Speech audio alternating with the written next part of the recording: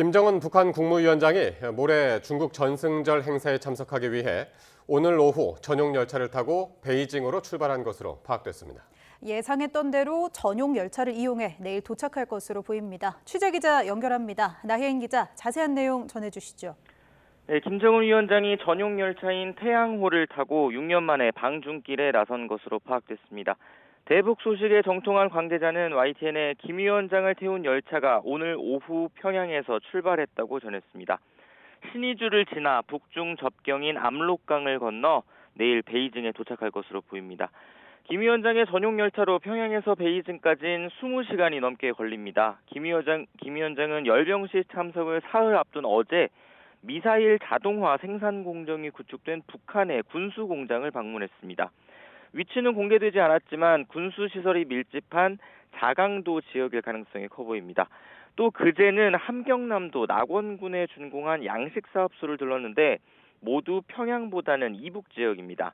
이에 따라 중국으로 가기 위한 길목인 신의주로 향하는 길에 외부 일정을 소화한 게 아니냐는 관측이 나왔는데 김 위원장은 이들 일정을 소화한 뒤에 평양으로 돌아갔다가 다시 출발한 것으로 보입니다. 김 위원장은 앞서 굵직한 해외 일정 때마다 전용 열차 태양호를 탔습니다. 앞서 4차례 방중에선 2번 이용했는데 박격포에 방탄용 벤츠 승용차까지 통째로 실을 수 있어서 움직이는 요새로도 불리는 열차입니다.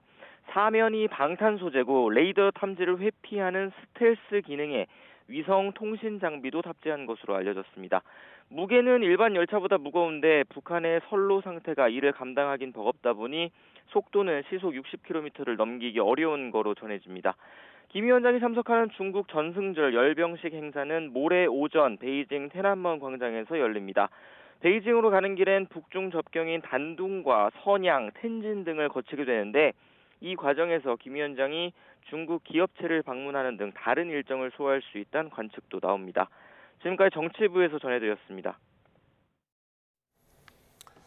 김정은 위원장이 이렇게 중국으로 향하고 있는데 이 북한의 방중 선발대는 이미 베이징에 도착했습니다.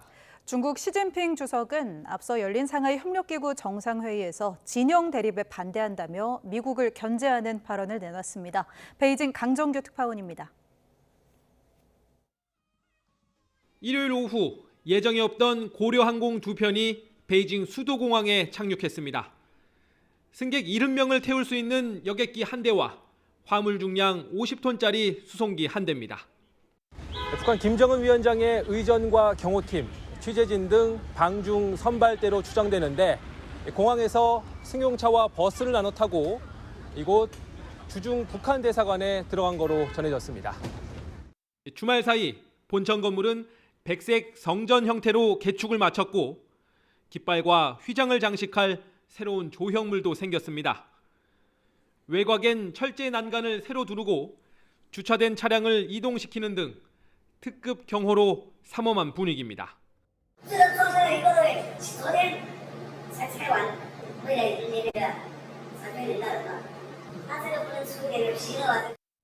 김 위원장은 지난 2019년 4차 방중 때처럼 1호 열차를 타고 이동 중인 거로 전해졌습니다.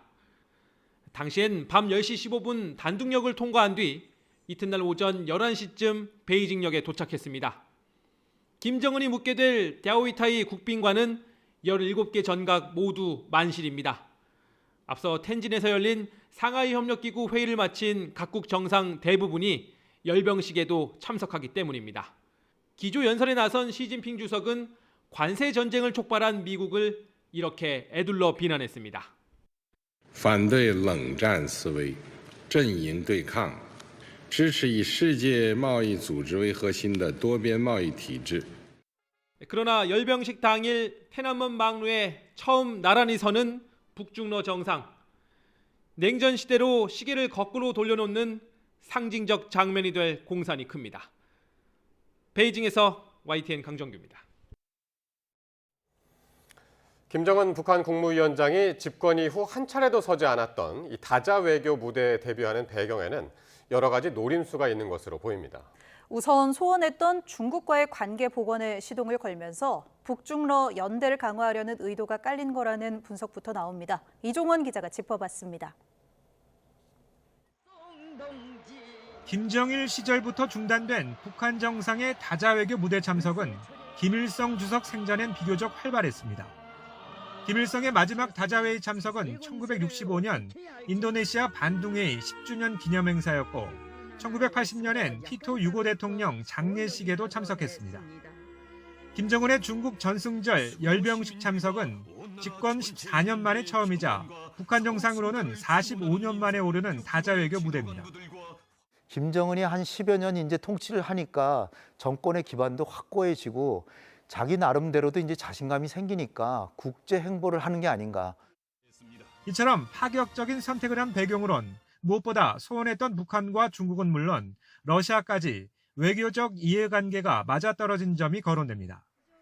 김 위원장의 방중 발표는 이재명 대통령이 한일 한미 정상회담을 잇따라 마치고 귀국한 당일 이뤄졌습니다.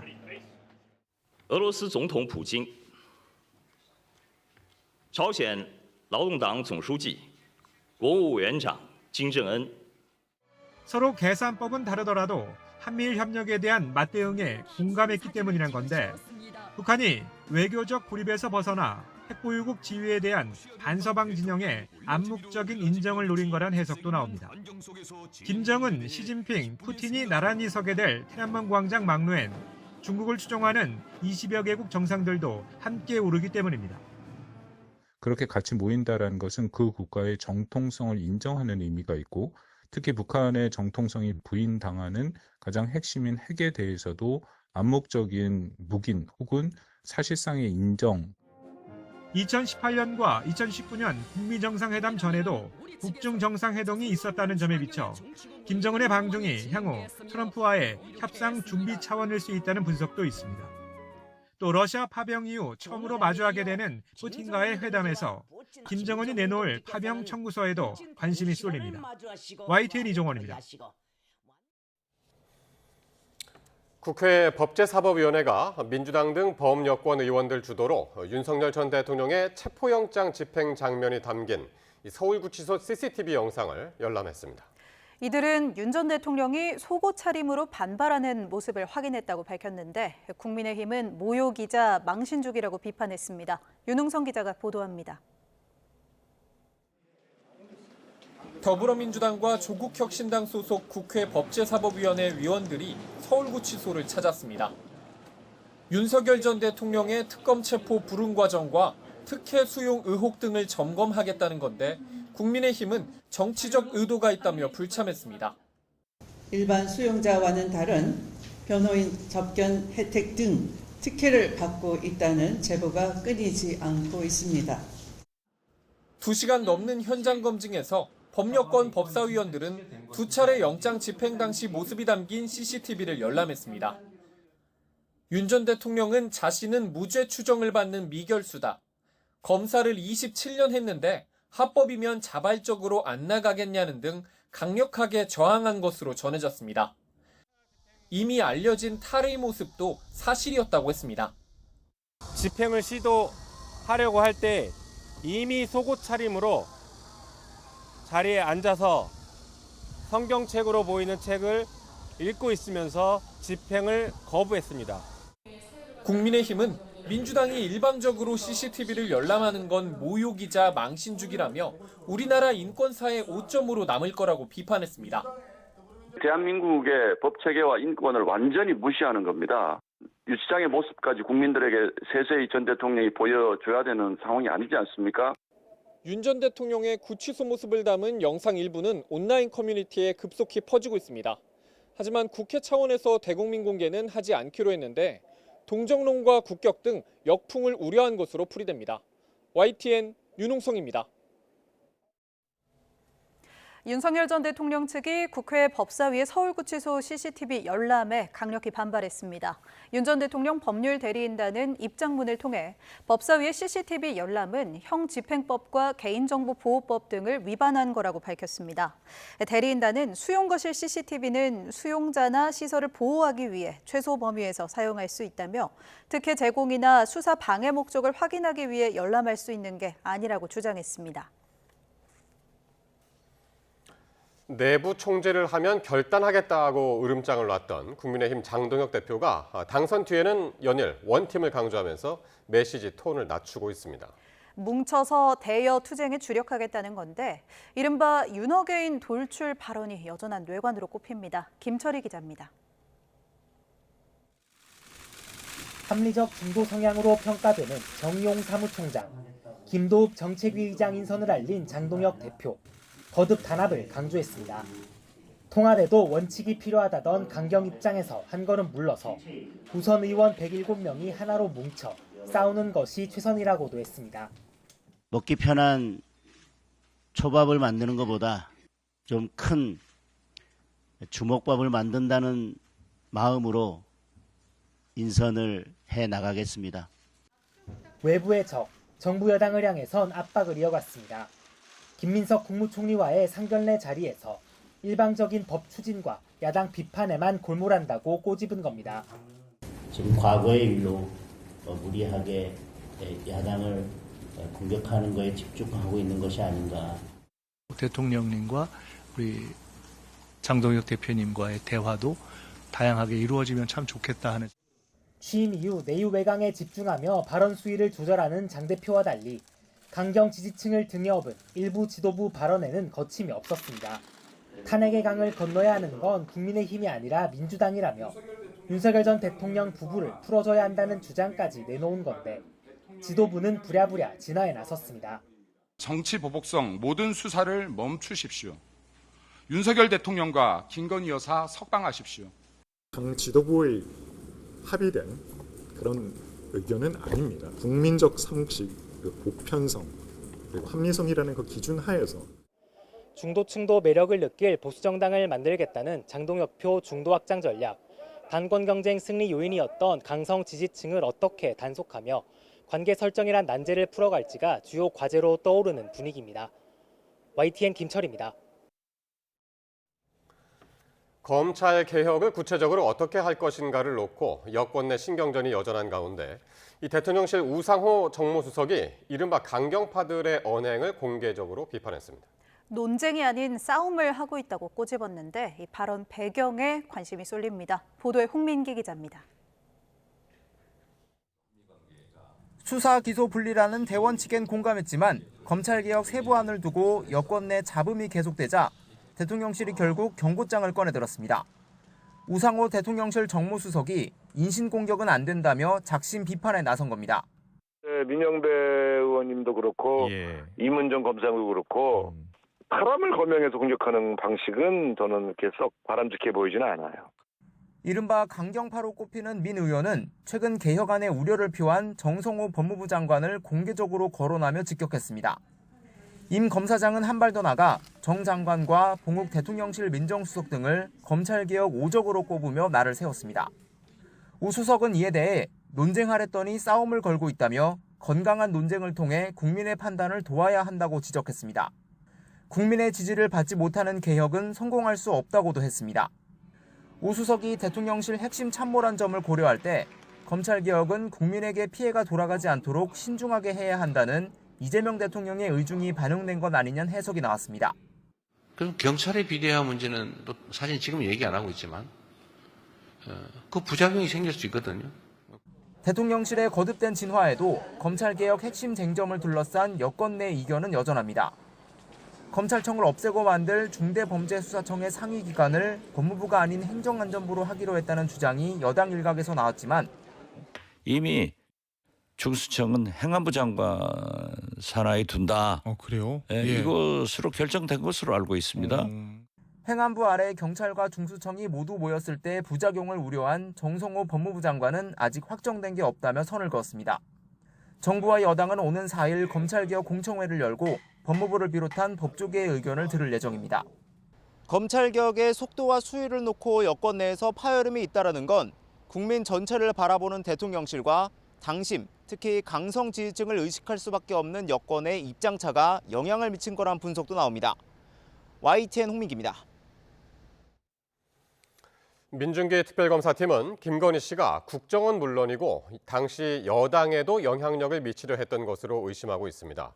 이 통일교 측이 윤석열 정부와 소통하는 창구 가운데 하나였던 이 권성동 의원은 수사 정보까지 흘려준 것으로 조사됐습니다. 임예진 기자가 보도합니다. 국민의힘 전당대회를 앞두고 통일교 교인들을 당원으로 가입시켜 영향력을 미치려 했다는 건 특검 수사 대상 가운데서도 민감한 사건 중 하나입니다. 특검은 이 배후에 김건희 씨가 있다고 판단하는 것으로 파악됐습니다. 통일교 전 간부 윤영호 씨 공소장을 보면 교인을 당원으로 가입시켜달라는 요청이 김 씨로부터 시작된 것으로 적시됐습니다. 특정 후보 당선을 위한 거라는 내용까지 포함됐습니다. 대통령이라도 조심스러운 전당대회에 배우자인 김 씨가 부적절한 방법으로 개입했다는 게 특검의 의심입니다. 특검은 또 통일교 측이 김 씨에게 금품을 제공한 배경으로 국정 운영에도 직간접적으로 관여하고 있었기 때문이라고 판단했습니다.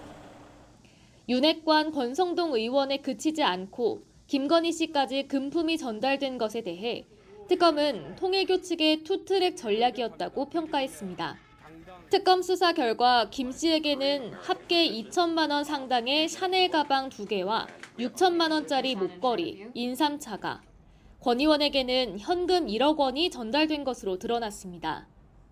권 의원은 특히 직접 한학자 총재의 원정 도박 관련한 경찰의 수사 정보를 입수해 흘려주고 대비하도록 한 것으로 조사됐습니다. 앞서 권 의원은 SNS를 통해 통일교 측에 어떠한 수사 정보를 전달한 적도 금품을 수수한 사실도 결코 없다며 의혹을 반박했습니다.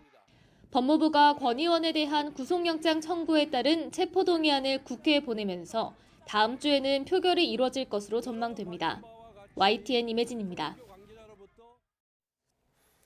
교단 현안을 청탁하기 위해 20대 대통령 선거에서 윤석열 당시 후보를 부정한 방법으로 지원했다는 의혹에 대해 통일교 측이 반박에 나섰습니다. 통일교 측은 오늘 입장문을 통해 한학자 총재는 특정 후보를 지지하라고 이야기한 적이 없다며 부정한 자금 거래나 청탁, 선물 제공을 승인한 적이 없다고 밝혔습니다. 또 통일교에 대한 의혹은 고위 간부를 지내며 개인적 일탈 행위를 했던 특정 인물의 허위 주장과 근거 없는 추정에 기초하고 있다고 주장했습니다. 이어 통일교 측은 특검 수사를 통해 억울함이 해소되기를 기대하며 최선을 다해 수사에 협조하고 있다고 덧붙였습니다. 특검은 김건희 씨에게 사위 인사청탁 명목으로 명품 목걸이 등을 줬다고 자수한 서희건설 이봉관 회장을 내일 소환 조사합니다. 인사 혜택을 받았다고 의심받는 이 회장의 사위 박성근 전 국무총리 비서실장도 함께 불려나와 조사를 받습니다. 조성호 기자입니다. 민중기 특별검사팀은 내일 오전 10시 서희건설 이봉관 회장을 불러 조사합니다. 지난달 11일 서희건설 등에 대한 대대적인 강제 수사에 나선 지 3주 만입니다. 이 회장은 압수수색 이튿날 자신이 2022년 3월 김건희 씨에게 명품 장신구 3점을 직접 줬다고 자수했습니다. 김 씨는 같은 해 나토 순방 때 이들 3종 세트를 모두 착용했습니다. 이 회장은 선물을 건네면서 맞사위가 공직을 맡게 해달라고 청탁한 걸로 알려졌는데 검사 출신인 이 회장의 사위 박성근 변호사는 윤석열 정부 첫 국무총리 비서실장으로 기용됐습니다. 특검은 이 회장에 이어 사위 박 변호사도 오후에 소환해 조사합니다. 김 씨에게 귀금속을 선물하고 자신이 고위직에 발탁된 과정과 배경 등을 캐물을 걸로 보입니다. 특검은 대통령 부인, 다시 말해 민간인 신분인 김 씨가 인사를 전횡한 사례가 적지 않다고 의심하고 있습니다. 특검 관계자는 아무런 법적 권한이 없는 사람이 사익을 위해 대통령실 자원을 이용해 법치 시스템을 파괴한 의혹을 밝히는 게 수사 대상의 본질이라고 강조했습니다. 주가 조작을 비롯한 기존 의혹들로 김 씨를 구속 기소한 특검이 이른바 김 씨의 매관 매직 의혹 수사에 박차를 가하고 있습니다. YTN 조성호입니다. 윤석열 전 대통령 부부에게 금거부기를 주고 공직을 요청했다는 의혹을 받고 있는 이배용 국가교육위원장이 사의를 표명했습니다. 이 위원장은 오늘 입장문을 통해 위원장직을 사임하고자 한다며 이 같은 상황이 발생한 것에 대해 송구스럽게 생각한다고 밝혔습니다. 그러면서 언론에 보도된 내용의 사실 여부는 조사 과정에서 성실하게 소명하겠다고 덧붙였습니다. 오늘부터 예금 보호 한도가 5천만 원에서 1억 원으로 상향 조정됩니다.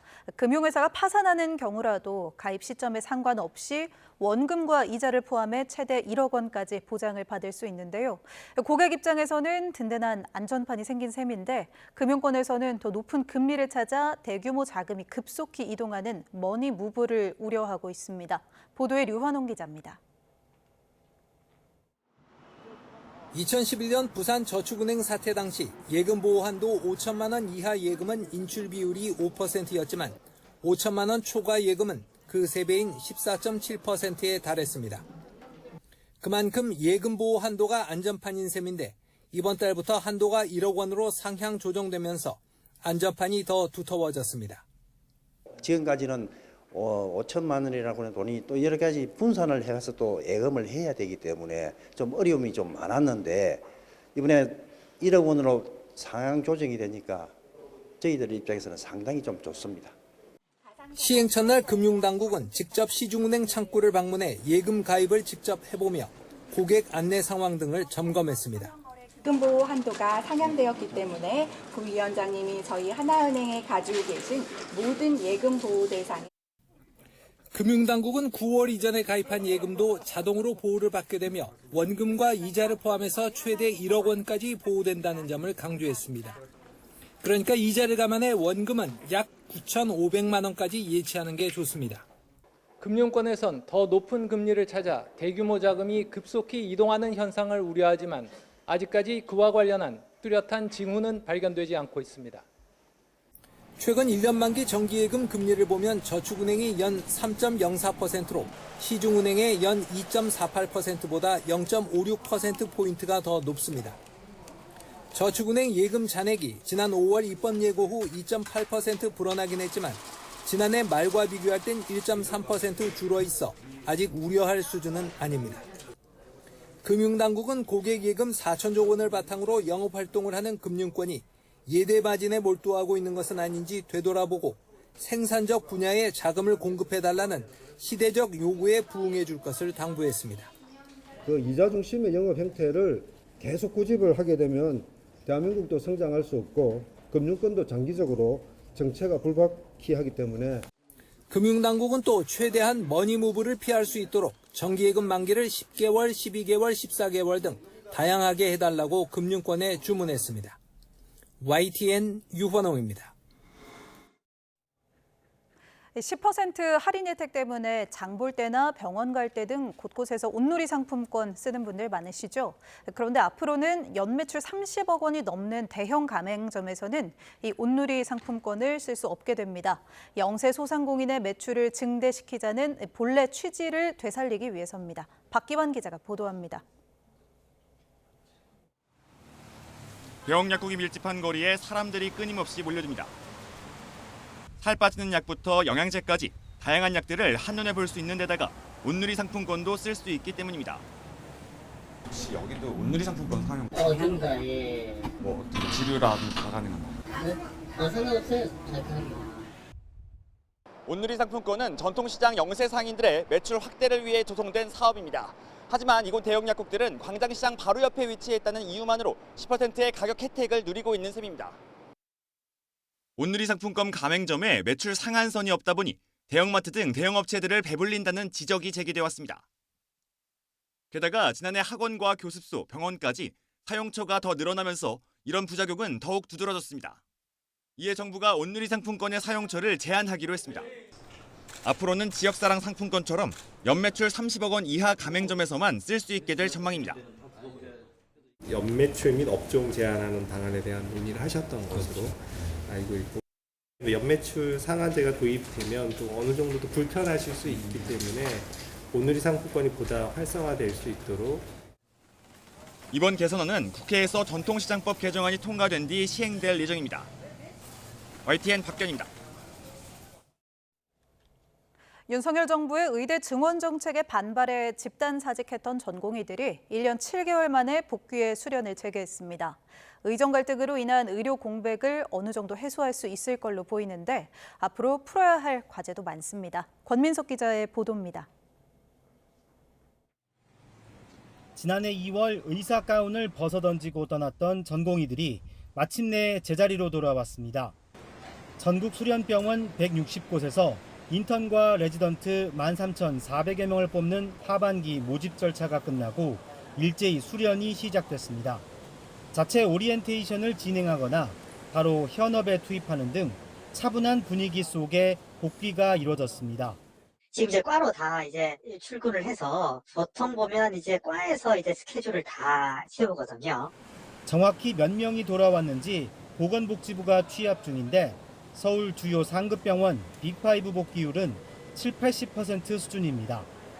이로써 그간 차질을 빚었던 응급실 운영과 진료 지연 등 의료 공백은 어느 정도 메울 수 있게 됐습니다. 다만 서울대병원마저 전체 전공의 지원율은 78.9%에 달했지만 응급의학과와 심장혈관 흉부외과 등 필수 의료 과목 복귀율은 저조했습니다. 이런 경향은 지역으로 갈수록 도드라져 전공의 복귀율이 50% 안팎에 그친 곳도 적지 않고 소아청소년과나 응급의학과 지원자가 아예 없는 지방병원도 있습니다. 1년 7개월 만에 의정 갈등 해소에도 여전한 수도권 쏠림에 지역 필수 의료 사각지대 문제는 전혀 나아지지 않은 겁니다. 교수님들이 뭐 당직을 쓴다든지 그 업무 부분에서는 좀 지금도 좀 과부하된 상황이거든요. 그것 때문에 많이 좀 고생을 하시는데 그게 좀 당분간은 해소되지 않는. 정부는 향후 보건의료 위기경보 심각 단계와 비상 진료체계 해제를 검토할 방침이지만 완전한 의료 정상화까진 시간이 좀 더 필요해 보입니다. YTN 권민석입니다.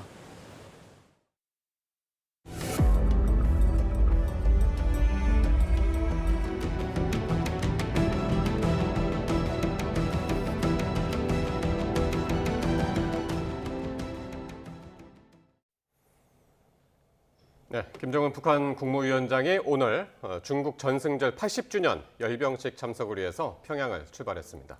이번 방중이 어떤 의미를 가지고 또 국제 정세에 어떤 파장을 미칠지 주목되는데요. 강준영 한국외대 국제지역대학원 교수 그리고 양무진 전 북한대학원대학교 총장 두 분과 자세한 내용 짚어보도록 하겠습니다. 두 분 어서 오십시오. 네, 안녕하세요. 안녕하십니까. 네. 자, 김정은 국무위원장이 오늘 오후에 전용 열차를 타고 중국으로 향한 것으로 지금 확인이 됐습니다. 일단 평양에서 출발했을 것으로 보이는데 어떻게 보세요? 베이징에는 언제쯤 도착을 할까요?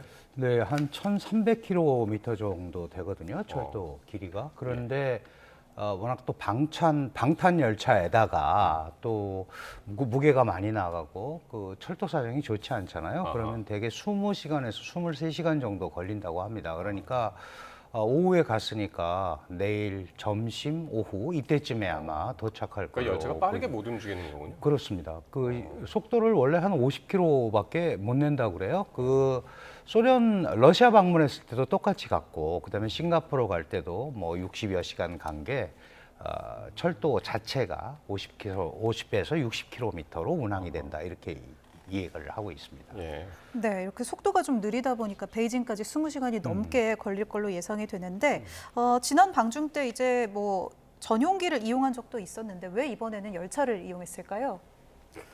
그것이 이제 우리 강 교수님의 그 지금 이제 철도 여행에 대해서 시간상으로 그 동의를 하는데 아마 그 김정인 위원장이 평양에서 점심을 먹고 많이 출발했다라고 한다면은 한 조금 후 10시에서 11시 사이 아마 이 국경지대 통과해가지고 단동에 도착하지 않을까 이렇게 보여지고 이 북한이 김정은 위원장이 참매 1호라는 그 비행기보다도 이 태양호라는 일종의 그 특급 열차를 이용하는 것은 아마 편리성이 있지 않겠느냐. 뭐 김정은 위원장은 이 열차를 타고 거기에 온갖 지휘통신 체계 다 있고 숙박 시설이 있고 여기 익숙해 있다는 것이죠. 예. 그다음에 이제 두 번째로는 아마 그 안정성, 다시 말해가지고 비행기보다 그 열차가 흔히 이야기해서 국제사회 테러 여기에 대해서 위험의 노출을 좀 적지 않을까 이러고 있고 마지막 하나 지적하자면은 혹시나 우리가 알 수는 없지만 예를 들어 가지고 평양에서 신의주 단동 뭐 예를 가지고 텐진이죠. 베이징을 간다면 그 가는 노선의 그 과정에서 뭐 중국의 중요 기업소를 만약에 들린다. 라고 한다면 비행기보다도 열차가 더 편리하겠죠. 그런 것을 다 감안해가지고 아마 열차를 이용하지 않을까 저는 그렇게 생각합니다. 그러니까 지금 말씀하시는 걸 두 분 말씀하시는 걸 들어보면은 만약에 오후에 출발을 했으면 지금 시간이나 아니면 이제 뭐 내일 새벽쯤에 곧 국경을 넘을 거다. 이제 그렇게 한 보고 뭐 우리 시간으로 10시에서 11시 정도 되지 않을까 이렇게 예측을 합니다. 일단 이제 화면에 들어오면은 이제 그거 보내드리도록 하고요. 그러니까 누가 과연 김정은 위원장하고 같이 갈까, 동행할까 이것도 관심인데 지난번 이제 한참 전이죠. 그때 방중 때는 이제 대부분 부인 리설주 여사랑 이제 동행을 했는데 이번에는 딸 주애랑 가지 않을까, 뭐 이런 예상들을 하더군요. 어떻게 보시나요? 근데 다자 외교 무대에 그 신분이 명확하지 않잖아요. 그냥 딸이라는 입장인데 데리고 가는 데는 약간 부담이 좀 있을 것 같아요. 그 동부인에서 가는 거야 어느 정도 이해가 되지만, 그리고 이제 무엇보다도 이 중국 공산당의 전통상 사실 세습 이런 거에 대해서 굉장한 불편함을 느끼고 있거든요. 사실 레닌, 스탈린도 안 했었고 마오쩌둥이라는 중국의 최고 지도자도 가족들을 그렇게 등용시키지는 않았어요. 그런데 김일성, 그다음에 김정일, 김정은, 그리고 주애까지, 예를 들어 김주애까지 이렇게 온다면 그건 아마 중국이 이해하기가 조금 어려운 상황일 거고, 그리고 이번에는 다자 외교 시스템인데 물론 이제 내가 이 다자 외교장을 통해서 내 후계구도를 구축하겠다 뭐 이런 것도 있겠지만 여러 가지 상황으로 좀 맞지 않는 것 같습니다. 그렇다면 중국도 그렇게 오는 데 대해서 약간 꺼렸을 것 같고요. 김정은 위원장 입장에서도 새로 데뷔하는 마당에 딸을 데리고 이렇게 간다? 그거는 조금 모양이 안 좋을 수 있지 않았나. 관심이 분산될 수 있겠네요. 좀 그렇게 판단이 됩니다. 교수님은 어떻게 보세요, 양 교수님? 저도 우리 강 교수님 말씀에 뭐 전적으로 동감합니다. 지금 이제 김주애가 확고하게 후계자로 내정된 것인지 좀 불확실합니다. 그 후계자로 내정되려면은 두 가지 조건이 충족돼야 됩니다. 하나는 그 노동신문에 김주애라는 이름이 명시가 돼야 됩니다. 지금까지 김주애 이름이 노동신문 명시된 적이 없습니다. 그래요? 그 우리가 김주애인지 김주애인지 알 수가 없습니다. 그래요? 또 그리고 후계자로 만약에 내정이 되면은 그 후계자에 대해서 우상화가 돼야 됩니다. 개인 우상화. 뭐 예를 들어 가지고 김주애가 어릴 때부터 뭐 장군, 여장군, 여전사 이런 게 있지 않습니까? 지금까지 방금 말씀드린 대로 노동실의 이름도 명시되지 않고 또 우상화도 되지 않은 상태에서 단지 뭐 사랑하는, 존경하는 이런 수사를 가지고 또는 뭐 이 군인들이, 군 관료들이 일종의 그 무릎 꿇고 뭐 하는 그런 행위 또는 사진 찍을 때 중앙에 이것만 가지고 후계자 내정 운운하는 것은 좀 앞서가는 것이 아니겠냐 이거 보이고. 중앙방송 이런 데 안 나왔었나요? 나온 적이 없습니다. 그래요? 왜 그러면 제가 왜 이 말씀을 드리냐면은 김정은도 그 노동신문에 그 명시되기 전에는 우리가 김정운이라고 했습니다. 운이라고 그랬죠. 그래서 그런 거 왔을 때 그렇고, 그다음 특히 이제 지금은 이제 이번에는 국빈 방문이 아니고 일종의 공식 방문 행태 아니겠습니까? 그런 측면에서 동행량도 최소화되고 우리 강 교수님 지적된 대로 중국에서 지금 이제 어린애를 만약에 거기 데려가서 소개했을 경우에 모든 집중이 전성기념일이 아니고 거기 집중되지 않겠어요? 또 더 나아가지고 혹시나 권력은 그 부자를 못 나눈다는 행식 측면에서 때 모든 것이 김주애한테 그 쏟아지면은 혹시 김정은 아버지가 아픈 거 아닌가? 이런 것이 또 확산되잖아요. 그런 것을 다 감안했을 때 아마 아직까지 직책도 없는 이런 김주애의 동행 가능성이 좀 낮지 않을까? 그럼 혼자 갈 가능성이 있을까요? 아니면 리설주를 동행할까요? 그렇죠. 지금은 이제 그 상하이 협의기구 할 때는 그 좀 정상들의 부인을 동행한 그런데 이번에는 전성절 이거이기 때문에 부인 동행 강행수도 조금 낮지 않을까 저는 그걸 보는데 그건 두고 봐야 될 것 같습니다. 딸 주의 첫 해외 일정 동행 가능성은 두 분 모두 좀 낮게 이야기를 해주셨습니다. 김정은 위원장이 이제 과거 세 차례 베이징을 방문할 때마다 이제 어디에 묵었었냐면 중국의 공식 영빈관인 갸오위타이에서 머물렀는데 이번에도 같은 곳에 머무를 걸로 보세요? 네, 아무래도 그렇게 봐야겠죠. 그 20여 개국 정상을 초청을 했고. 그러면 중국으로서는 최대한의 예우를 해야 되는 거고, 그러면 공식 영빈관이 띠어이타이라는 소위 숙소입니다. 그러니까 그쪽에 있을 것 같고요. 또 그런 게 중국 입장에서 보면 경호라든가 통제하는 데 훨씬 좋습니다. 예. 그렇기 때문에 이번에도 아마 이 띠어이타이라는 공식 영빈관에 머물지 않을까 이렇게 판단이 됩니다. 예. 그러니까 이번 김정은이 북한을 방문하는 게 6년, 그러니까 2019년 이후에 이제 처음인가요? 처음 그렇죠. 이제 예, 예. 그죠. 네. 그렇게 되면은 이제 6년 만에 찾는 건데 지금 말씀하시는데 이제 다자 외교 무대에 처음 모습을 드러내는 건데 어쨌든 시진핑이 초청을 해서 그걸 받아들인 거잖아요. 그렇습니다. 그 배경을 어떻게 보십니까?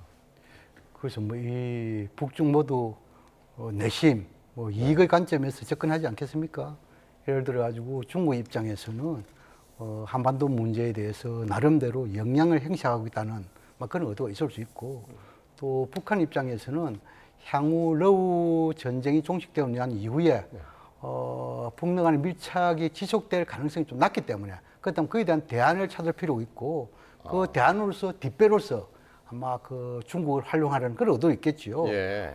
그러나 지금 이제 큰 틀에서 보면은 이번에 그 외형상으로는 이 한미일 삼각연대에 대한 일종의 견제구로서 북중러라는 일종의 그 반서방 연대 이것을 보여주려는 측면이 있겠죠. 네. 그러나 실제적으로는 아마 지난 그 2019년 시진핑 주석의 방북에서 여러 가지 협의를 하고 합의도 했잖아요. 이것이 그 이후에 그 코로나 전국으로서 모든 협력 사업이 지연되거나 중단된 거, 이런 측면을 봤을 때 이번에 김정은 위원장의 방중 핵심적인 목적은 경제 협력을 중심으로 하는 북중 관계 완전 복원에 방점이 있는 것이 아니겠느냐, 저는 그렇게 생각합니다.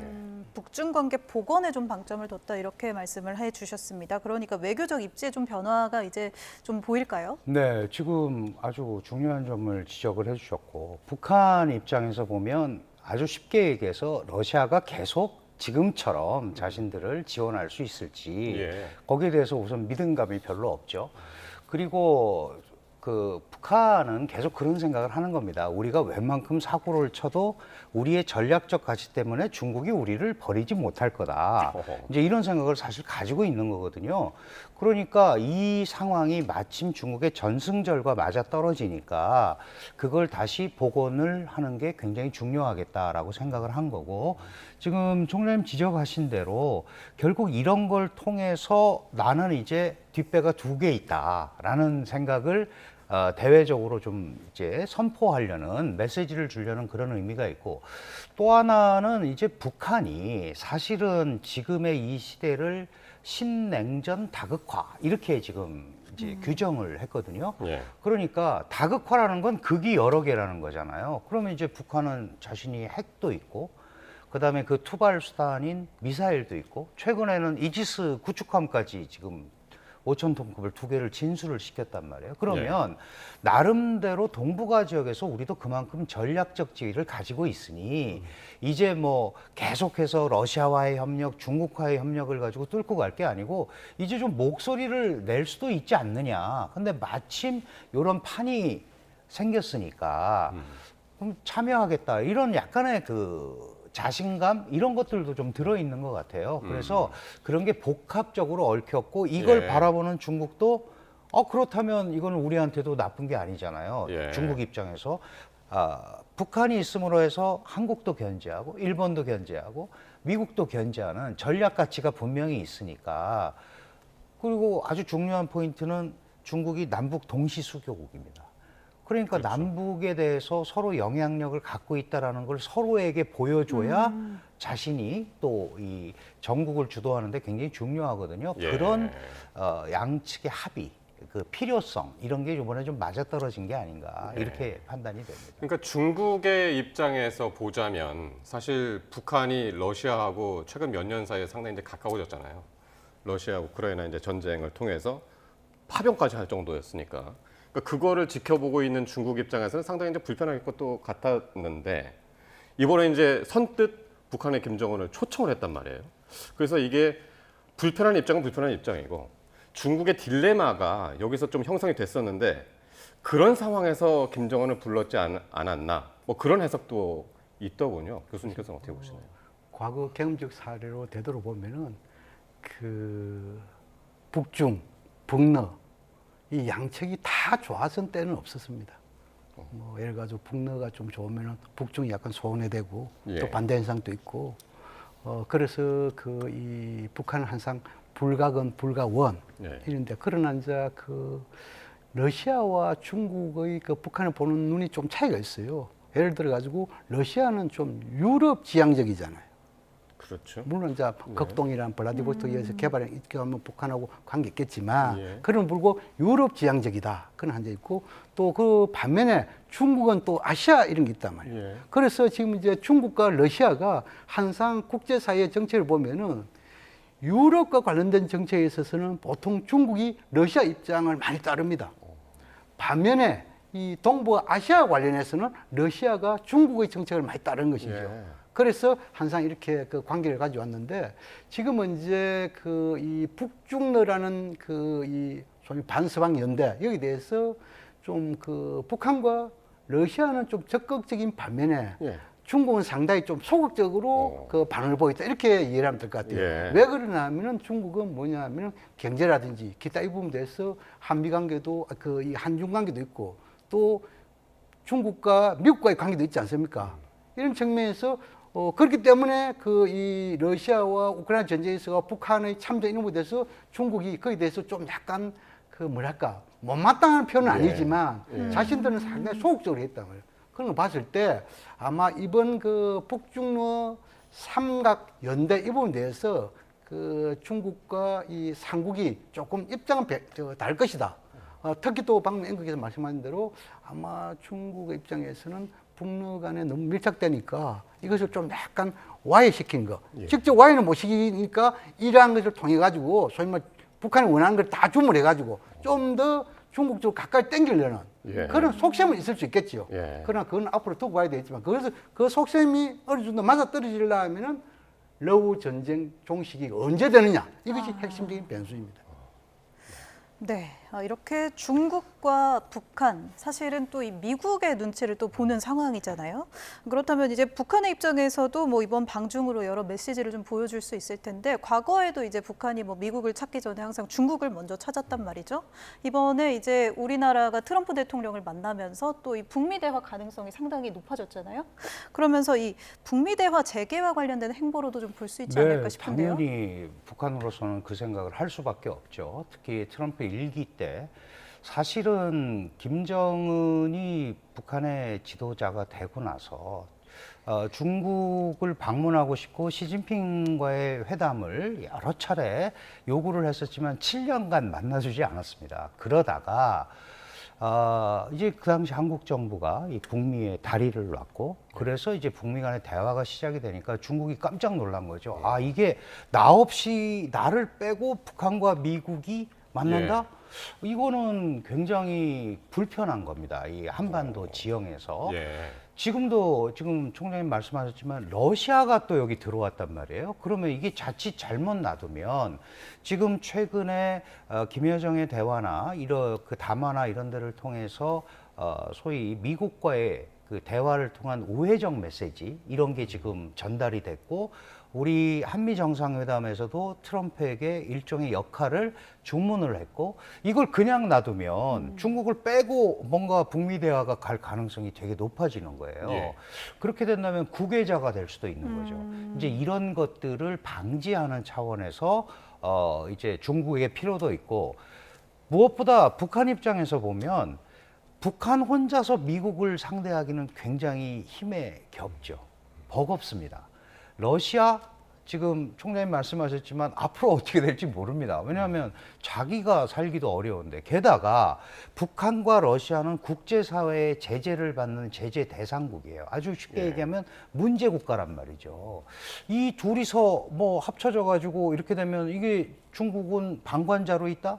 이거 모양이 굉장히 안 좋게 되는 거죠. 그러다 보니까 중국도 깊게 들어가고 북한도 러시아 하나만 갖고 모자르니까 다시 중국을 끌어들여서 든든한 뒷배를 좀 만들어서 미국과 얘기를 해보자라는 생각을 분명히 하고 있을 거다. 그게 100%는 아니더라도 당연히 트럼프 1기 때의 경험을 생각을 해본다면 충분히 그렇게 북한으로서는 전략을 세울 수 있는 그런 상황이 아닌가 이렇게 생각이 됩니다. 그러니까 김정은이 중국 방문했던 게 앞서서 이제 4번 있다고 그랬는데 그 시기가 2018년도에 3번, 그죠? 2018년 3번, 19년도에 1번이니까 근데 북미 간의 대화 있었던 게 2018년이란 말이에요. 근데 지금 보니까 진짜 그 시기에 다 몰려 있네요. 그래서 이제 우리 강 교수님 말씀 속에 보면은 결국은 뭐냐 하니까 그 김정은 위원장이 2018년도에 4월 달에 남북 정상회담을 앞두고 또 그리고 불과 2개월 후가 되면 또 6일 뒤 싱가포르 북미 정상회담이 있잖아요. 그리고 2019년도에는 하노이 북미 정상회담이 있잖아요. 그렇다면은 이러한 그 남북 북미 회담을 앞두고 중국은 김정은 위원장을 초청하는 그런 행태가 있었습니다. 그러면 초청할 때 김정은 위원장 입장에서 그냥 가겠습니까? 물론 초청을 호응하는 그를 취하지만 아마 중국으로부터 많은 것을 갖다가 획득하는 그런 전략적, 소위 말해 국익관점의 이익이랄까 이런 게 있지 않겠습니까? 그래서 그러면서 결국은 뭐냐면 중국은 북한을 이렇게 끌어들임을 해가지고 자기가 뒤에서 나름대로 조정할 수 있다, 영향을 미치고 있다 이런 걸 보여주잖아요. 그런 것을 다 봤을 때 아마 북한과 중국 간에 속셈 있고 그 연장선에 또 이번에 지금 이제 김정은 위원장이 함도 가보지 못하는 다자회담에 중국의 초청에 호응을 했단 말이에요. 이것을 갖다가 우리가 이제 2018년, 19년 상을 돌려보면은 역시 북미 회담을 앞두고 북한 입장에서는 중국을 뒷배로 해가지고 나름대로 미국을 압박하려는 막 그러한 혹시 속셈이 있지 않을까 이렇게 추정해 볼 수는 있겠죠. 그러니까 북한에 대한 영향력을 좀 보여주면서 미국을 견제하려는 이 중국의 심리도 있을 것이고 또 방미 전처럼 방중 행보를 하면서 북미 대화 가능성을 좀 다자 외교 무대에서 보여주려는 북한의 속셈도 좀 보이고요. 양측의 치밀한 심리 게임을 좀 보는 것 같습니다. 김 위원장은 지난 행보를 좀 이야기를 해보면요. 지난 30일에 낙원군 양식소 준공식에 참석을 했고 또 어제는 자강도의 미사일 군수공장을 찾았습니다. 방중을 앞두고 이제 평양 위에 있는 지역들을 차례도 좀 방문을 하는 것 같아요. 그 양식소 같은 경우는 이제 그 민생 에 대한 관심을 표명을 하는 거고요. 특히 미사일 생산소, 생산 공장을 갖다라는 거는 상당히 전략적 의미가 있는 것 같습니다. 왜 이렇게 말씀을 드리냐 하면 사실은 북한은 어쨌든 핵을 가지고 있고 그 핵 투발 수단인 미사일을 아주 다양하고 그다음에 높은 수준의 미사일을 가지고 있는 나라가 됐거든요. 그러면 이걸 과시함으로써 여러 메시지를 전할 수가 있죠. 우선 미국에게 우리가 예전에 조선이 아니다. 예전에 북한이 아니다. 우리 남한한테도 마찬가지죠. 그런데 더 중요한 거는 중국과 러시아에게도 우리가 이 정도의 역량이 있고 동아시아 지역에서의 전략적 지위가 있다라는 것을 또 대외적으로 알릴 필요가 있는 겁니다. 그러니까 북중러 뭐 연대가 됐든 뭐가 됐든 그게 뒷배가 됐든 어쨌든 과거보다는 훨씬 더 군사적으로 준비된 북한이 지금 이게 무대에 나섰다라는 거를 좀 보여주는 측면 그런 것들을 굉장히 이번에 생각을 하고 이런 미사일 공장을 가지 않았나 이렇게 판단이 됩니다. 뿐만 아니라 지금 김정은 위원장이 앞서서 그 러시아 파병 과정에서 전사한 장병들 유족들도 만났잖아요. 그것도 어떤 뭐 러시아에 보내는 메시지가 있다고 보세요? 이제 그 파병 희생자들이죠. 희생자들이 이제 김정은 위원장이 눈물을 흘리면서 직접 자기들이 돌보겠다. 이것은 결국은 뭐냐면은 이 국가가 끝까지 책임지겠다는 일종 어찌 보면 다름 아니면 애민 사상이랄까요. 이런 게 있겠죠. 그러나 그거는 북한 국내에서 그러한 부분이 있고 지금은 이제 중국 전성기념일에 북러 정상에 만날 가능성은 또 배제할 수 없잖아요. 그렇다면은 아마 국내에서 여러 가지 이런 애도, 추모 그리고 희생자에 대한 여러 가지 그 기리는 정신 이것은 북러 회담을 앞두고 러시아에 대해서 네. 이 북한이 이렇게 그 희생자에 대해 이만큼 하고 있는데 러시아도 그 이상으로 해달라는 예. 일종의 그러한 하나의 메시지 있고 또 더 나아가서 그 메시지 속에 비록 그 희생자뿐만 아니고 희생자에 대한 나름대로의 대가랄까요? 이런 것도 좀 더 통 크게 그리고 좀 더 속도를 내라. 예. 이런 간접적인 메시지도 있지 않을까 이렇게 그래서 파병 해봅니다. 청구사라는 말이 거기서 나오는 거예요. 그렇습니다. 예. 예. 네, 또 이번 중국 이번 전승절 열병식에서 중국도 전략 무기를 대거 공개할 거라는 그런 소식이 있습니다. 뭐 극초음속 미사일이라든지 무인 잠수정까지 이런 공개에서 또 중국에 보여주려는 메시지도 상당히 주목이 되고 있죠. 네, 당연히 그렇습니다. 지금 다 아시다시피 미국과 중국, 중국과 미국 간의 전략 갈등이 갈수록 심화되고 있고. 특히 중국 입장에서는 미국의 관세 폭주, 예. 뭐 관세 제국주의, 뭐 이런 표현까지 쓰면서 전 세계를 못 살게 굴고 있다. 그런데 이거를 앞장서서 경쟁하는 나라가 중국이고, 미국 트럼프 대통령의 행태가 1대1로 다 이제 각계격파를 하고 있잖아요. 예.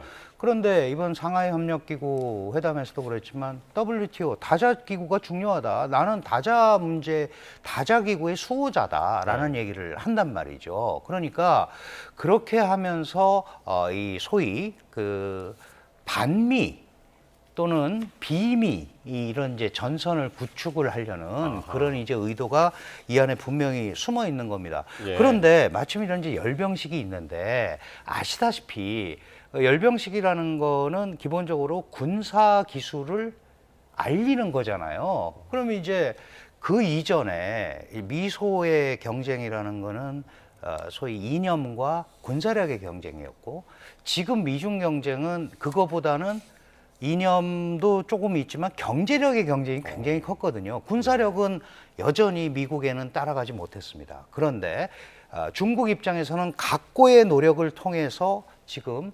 최첨단 군사력, 지금 말씀하신 대로 극초음 미사일이라든가 지금 화면으로 다 소위 나오네요, 지금. 그 드론, 스텔스 드론까지 지금 나오고 있잖아요. 이런 것들을 공개함으로써 소위 이제 중국의 군사력도 결코 뒤처지지 않는다라는 이런 메시지를 보여주는 거죠. 저거는 또 이런 정상들을 놓고 우리 무기가 굉장히 좋은 무기다. 예. 많이 사라. 이제 이런 것도 더 포함이 돼 있습니다. 원래 뭐 이 열병식이라는 게 항상 그렇잖아요. 예. 그래서 결국은 미래전을 준비하는 이 전략 자산 이런 것들을 중국이 충분히 가지고 있다라는 거를 특히 서방, 미국을 비롯한 서방 세계에 분명히 전파하는 장으로 삼을 가능성이 굉장히 크고 실제로 아마 그런 그 열병식에서 그런 일이 일어날 겁니다. 예. 그러니까 지금 뭐 엄청나게 큰 잠수함도 나오고 무인 잠수함이라고 그러던데 어떤 무기를 한번 그 중국은 지금 제일 그렇죠. 예, 소개하고 싶을까요? 글쎄 저는 좀 무기 전문가이기 때문에 예. 그 부분은 모르겠습니다만도 예. 뭐 쉽게 말씀드려가지고 열병식이라는 것은 군사 무기 노출을 통해서 국력을 과시하는 거잖아요. 또 그 속에서 우리 강 교수님 말씀처럼 상업적인 목적도 있겠죠. 특히 그 이 뭐 전 세계가 이번 그 러우 전쟁의 과정에서 이 무인기의 드론이라든지 극초음수 이런 것이 중요성이 상당히 드러나는 거 아니겠어요? 그렇다면 이번에 중국 입장에서는 이 결코 무기와 관련해서도 미국과 뒤떨어지지 않는다. 네. 그렇다면 뭐 그 대륙간 탄도미사일 일종의 뭐 둔풍이라고 합니까? 이런 거라든지 또는 극초음수 그리고 최첨단 재래식 무기 이런 부분도 이번에 노출하지 않을까 저는 그렇게 전망을 합니다. 예. 특히 이제 이번에 지금 모디 총리, 인도 모디 총리요. 네. 모디 총리의 역할. 모디 총리는 왜 중국에 이번에 갔을까? 지금 뭐 그 상하이 협력기구, 네, 예, 네. 그죠? 어제 오늘 이제 진행이 네. 됐고, 뭐 열병식에는 참석하지 않는다고 하는데, 네, 맞습니다. 모디는 여기에 왜 갔을까요? 그 사실은 상하이 협력기구 그다음에 잘 아시는 브릭스 이런 게 이제 대표적인 중국이 중심으로 이끌고 있는 반서방 연대처럼 지금 비춰지고 있죠. 네. 그런데 모디 총리는 아시다시피 트럼프 대통령한테 50% 관세를 맞았습니다. 그랬죠. 이 50% 관세를 왜 맞았냐 하면 러시아 원유를 주로 수입하는 국가다. 사실 중국도 원유를 많이 수입하거든요. 또 이란 것도 사고 있습니다. 그러니까 미국이 규제하고 있는 나라의 이 원유, 가스 이런 것들을 주로 사는 데가 인도거든요. 그러니까 이렇게 계속 나가면 안 된다. 그래서 요번에 이런 상하이 협력기구나 또 특히 브릭스 같은 데를 통해서 인도가 상당히 중국 쪽으로 가까이 가는 그런 모습을 보였는데 지나치게 가까이 가면 또 미국이 가만히 있지를 않을 거거든요. 그러니까 상하이 협력기구 그다음에 시진핑과의 정상회담 이건 다 하고 열병식에는 참석하지 않는 그러니까 굉장히 그 중간자적인 나름대로 굉장히 조심하는 모습을 보이고 있는 겁니다. 그러니까 사실은 모디로서도 미중 사이에서 고민이 많이 있는 거죠. 그런데 인도도 뭐 인구가 중국과 1, 2위를 다투고 엄청나게 큰 국가잖아요. 그러니까 휩쓸리지 않겠다라는 얘기를 하면서 나름대로 중간자적인 어떤 지도국의 입지를 잡아보겠다는 노력을 하는 건데 워낙 강적을 만났습니다. 이 트럼프 대통령이라는. 그러니까 웬만한 말을 안 들어주잖아요. 그러니까 지금 결국 모디 총리가 막판에는 이 열병식에는 참석하지 않는 그런 결정을 내린 게 아닌가 이렇게 판단이 됩니다. 그러니까 미국도 상당히 이 모디 총리를 주시를 하고 있을 것 같은데요, 지금쯤이면. 그렇죠. 이 인도, 파키스탄 이런 경쟁 붙이는 것도 미국의 국익의 관점에서 보지 않겠어요? 또 특히 인도 같은 경우에는 그 중국 견제용으로서 상당히 이런데 견제는커녕 오히려 중국하고 더욱더 가까이지는 거 미국은 불편하지 않겠습니까? 그래서 제가 보기에는 아까 우리 강 의원 말씀대로 그 인도 총리가 소위 말해서 상하이 협력기구에는 참석하고 지금 이제 전선개념을 소위 말해서 군사 무기 안보와 관련된 이 부분이 참여하는 것은 소위 말해서 정치 외교적인 결단이 아니겠느냐 저는 그렇게 분석을 합니다. 네, 이렇게 각국의 정교한 계산 속에 마지막으로 하나만 좀 여쭤볼게요. 우리 측에서도 이제 우원식 국회의장이 행사에 참석하잖아요. 김 위원장과의 접촉 가능성은 얼마나 있을까요? 글쎄요, 뭐 지나가다가 마주치는 정도가 아닐까요? 왜냐하면 지금 북한은 한국을 철저하게 무시하면서 일단 미국과의 대화 또는 뭐 중국, 러시아와 이런 큰 틀을 움직이고 있습니다. 한국과는 대화를 하지 않겠다라는 게 기본 입장이거든요. 그 얘기인즉슨 기본적인 북한만의 큰 틀이 있은 다음에 혹시 한국하고 하면 모를까 지금 당장은 안 할 거다. 게다가 김정은은 어쨌든 북한의 국가 지도자로서 와 있는 거고 우리 우원식 의장은 그렇지 않잖아요. 그러니까 중국도 아마 그런 동선을 짜려고 하지 않을 거고 우리도 사실 우원식 의장께서 하실 말씀이 별로 없으실 거예요. 친선이나 뭐 이렇게 잘해보자 하는 거 정도 이외에는 그렇다면 굳이 북한이 이런 다자회담 무대에서 오 의장과 그런 깊은 얘기를 나눌 가능성이 있을까? 이거를 본다면 초면은 아니죠, 두 분은. 예, 뭐 이전에 식사도 했고 뭐 본인들은 오 의장께서는 잘 안다고 그러는데 얼마나 깊은 교분이 있는지 그건 잘 모르겠습니다. 알겠습니다.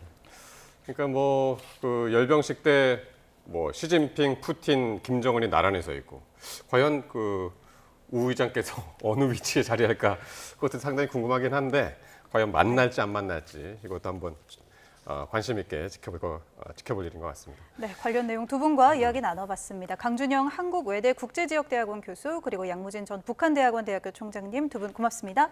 고맙습니다.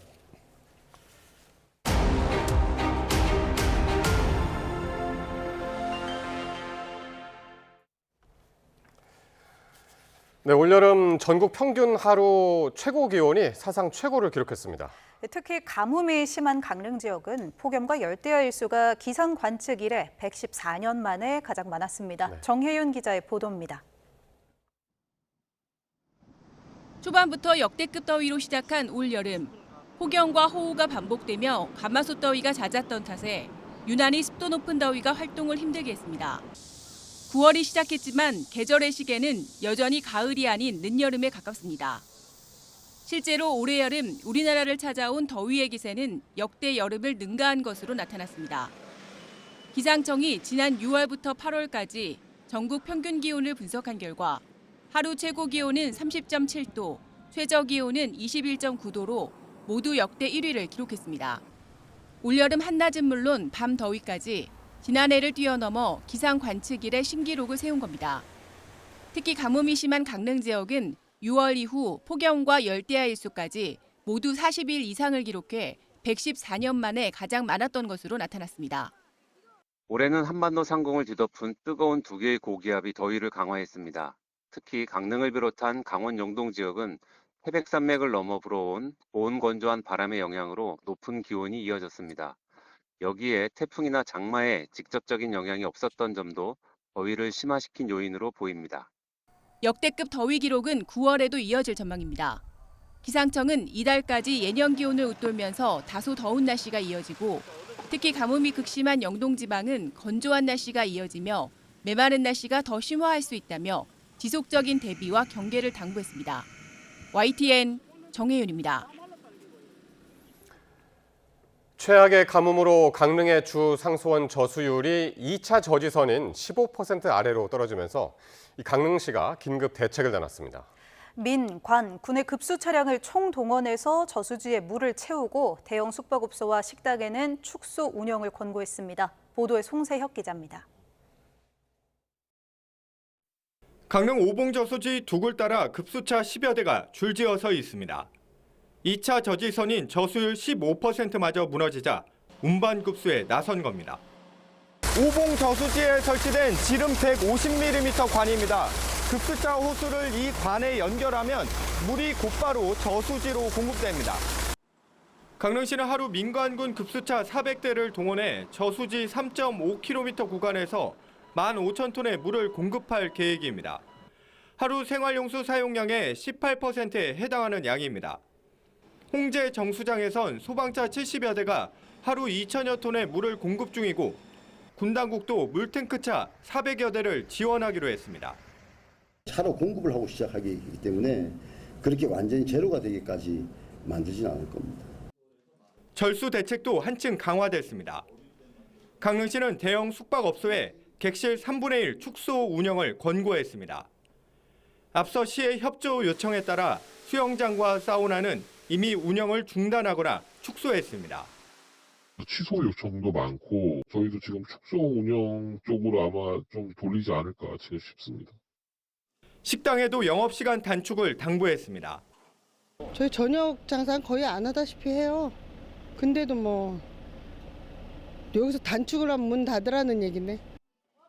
강릉시는 저수율이 10% 아래로 떨어질 경우 시간제 급수나 격일 단수까지 검토할 방침입니다. YTN 송세혁입니다. 이재명 정부 첫 정기국회가 100일 동안의 대장정에 들어갔습니다. 이 개회식에서는 여야 의원들이 한복과 상복, 상반된 차림새로 등장해 극심한 온도차를 드러냈습니다. 황보혜경 기자입니다. 개량 한복에 색동저고리, 갖가지 쓴 더불어민주당 의원들이 환한 표정으로 국회 본회의장에 들어섭니다. 정기국회 시작을 기념하며 한국 문화 우수성을 세계에 알리자는 의미를 담아 한복을 차려입은 겁니다. 국회 개원식을 기념하고 한류 애니메이션 캐대언으로 인기가 급상승 중인 우리 한복의 우수성을 알리고자 왼쪽 가슴에 근조의회 민주주의 리본을 단 국민의힘 의원들은 내내 굳은 얼굴을 유지했습니다. 이재명 정부의 독재에 맞서 심기일전하자며 상복을 입고 결의를 다졌습니다. 상복 차림으로 본회의에 참석을 하게 되는데요. 그 의미 역시 대화와 타협이라고 하는 의회 민주주의가 죽었다는. 상반된 풍경으로 문을 연 9월 정기국회, 곧바로 청문회 슈퍼위크가 시작됩니다.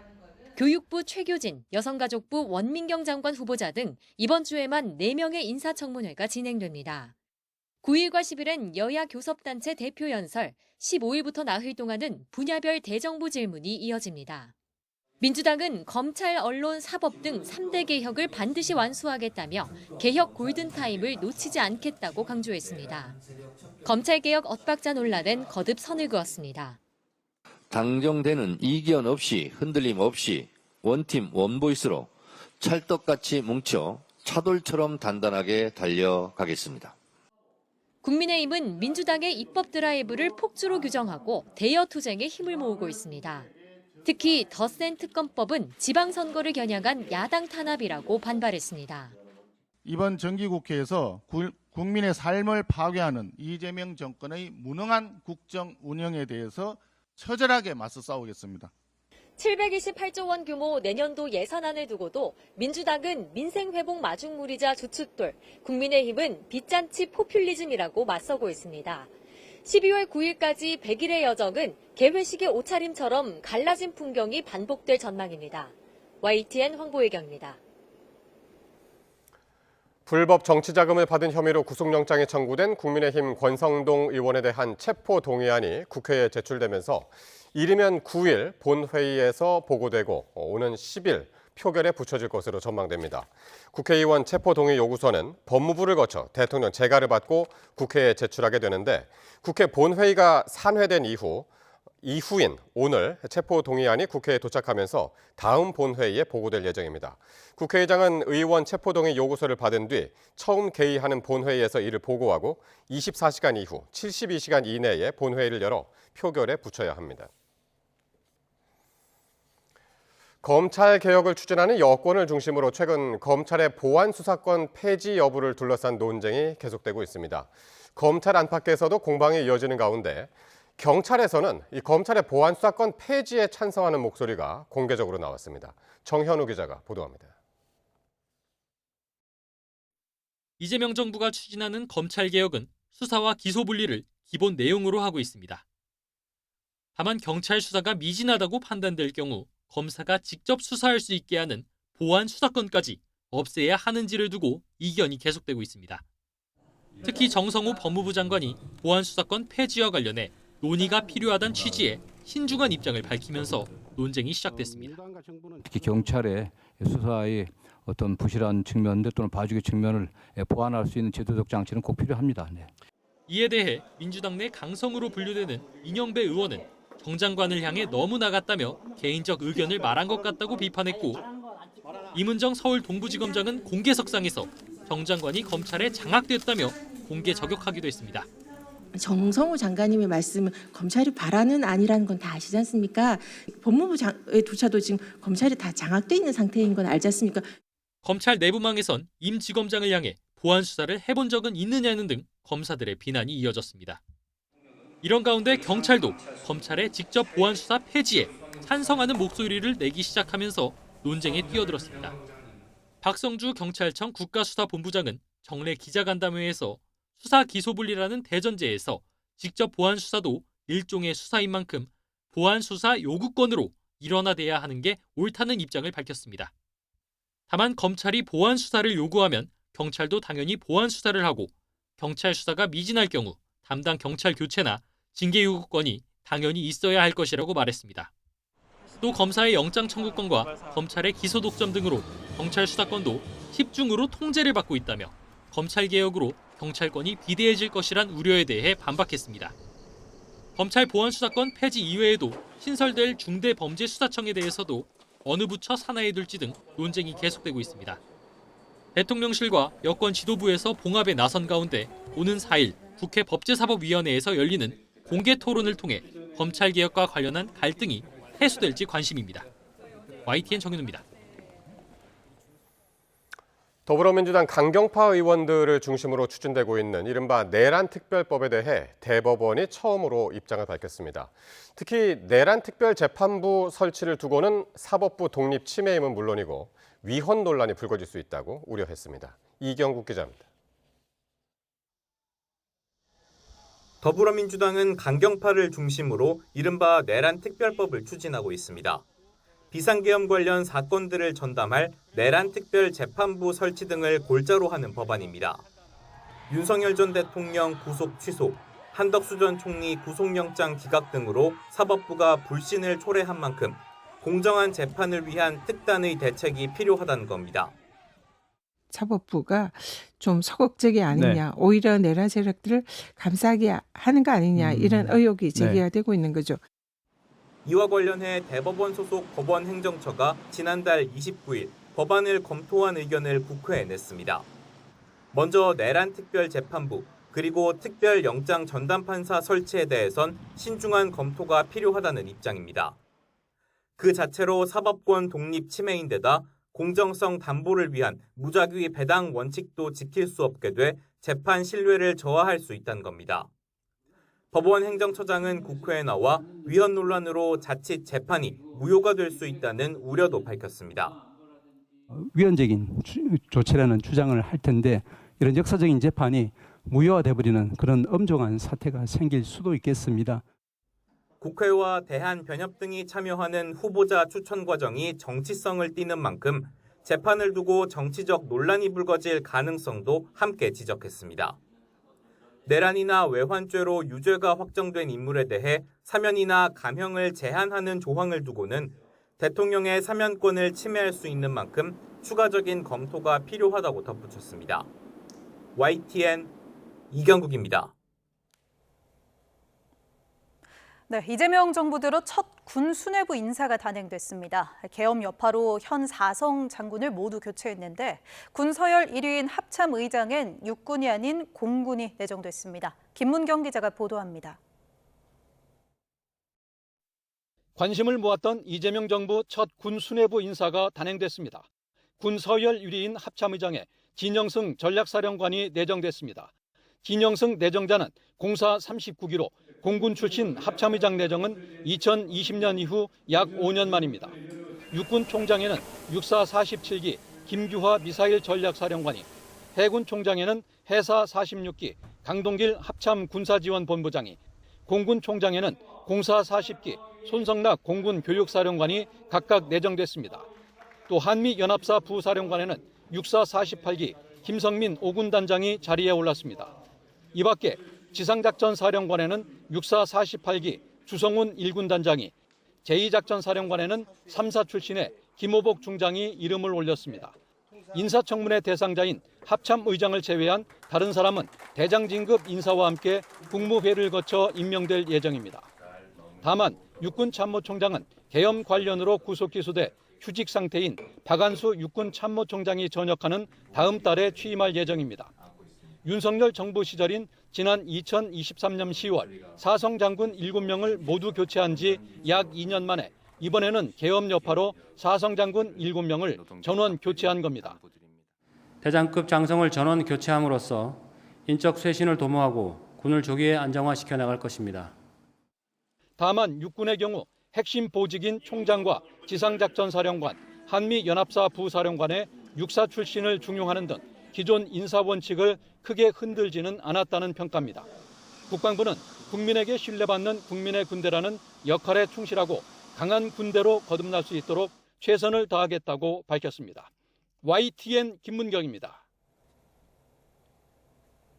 도널드 트럼프 미국 대통령이 현지 시각 지난달 25일 열렸던 한미 정상회담에서 이재명 대통령의 대북 접근법이 제일 효과적이라고 본다고 언급한 것으로 전해졌습니다.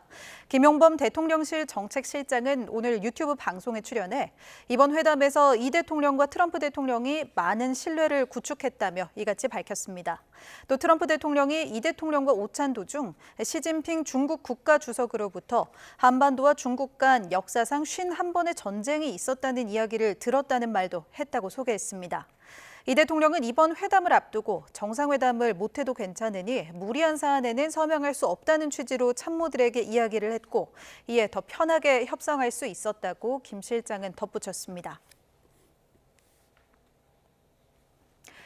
방중길에 나선 김정은 위원장은 이렇게 굵직한 해외 일정 때마다 전용 열차 태양호를 이용했습니다. 박격포에 방탄용 벤츠 승용차까지 통째로 실을 수 있어 움직이는 요새로도 불리는 열차입니다. 보도에 나혜인 기자입니다.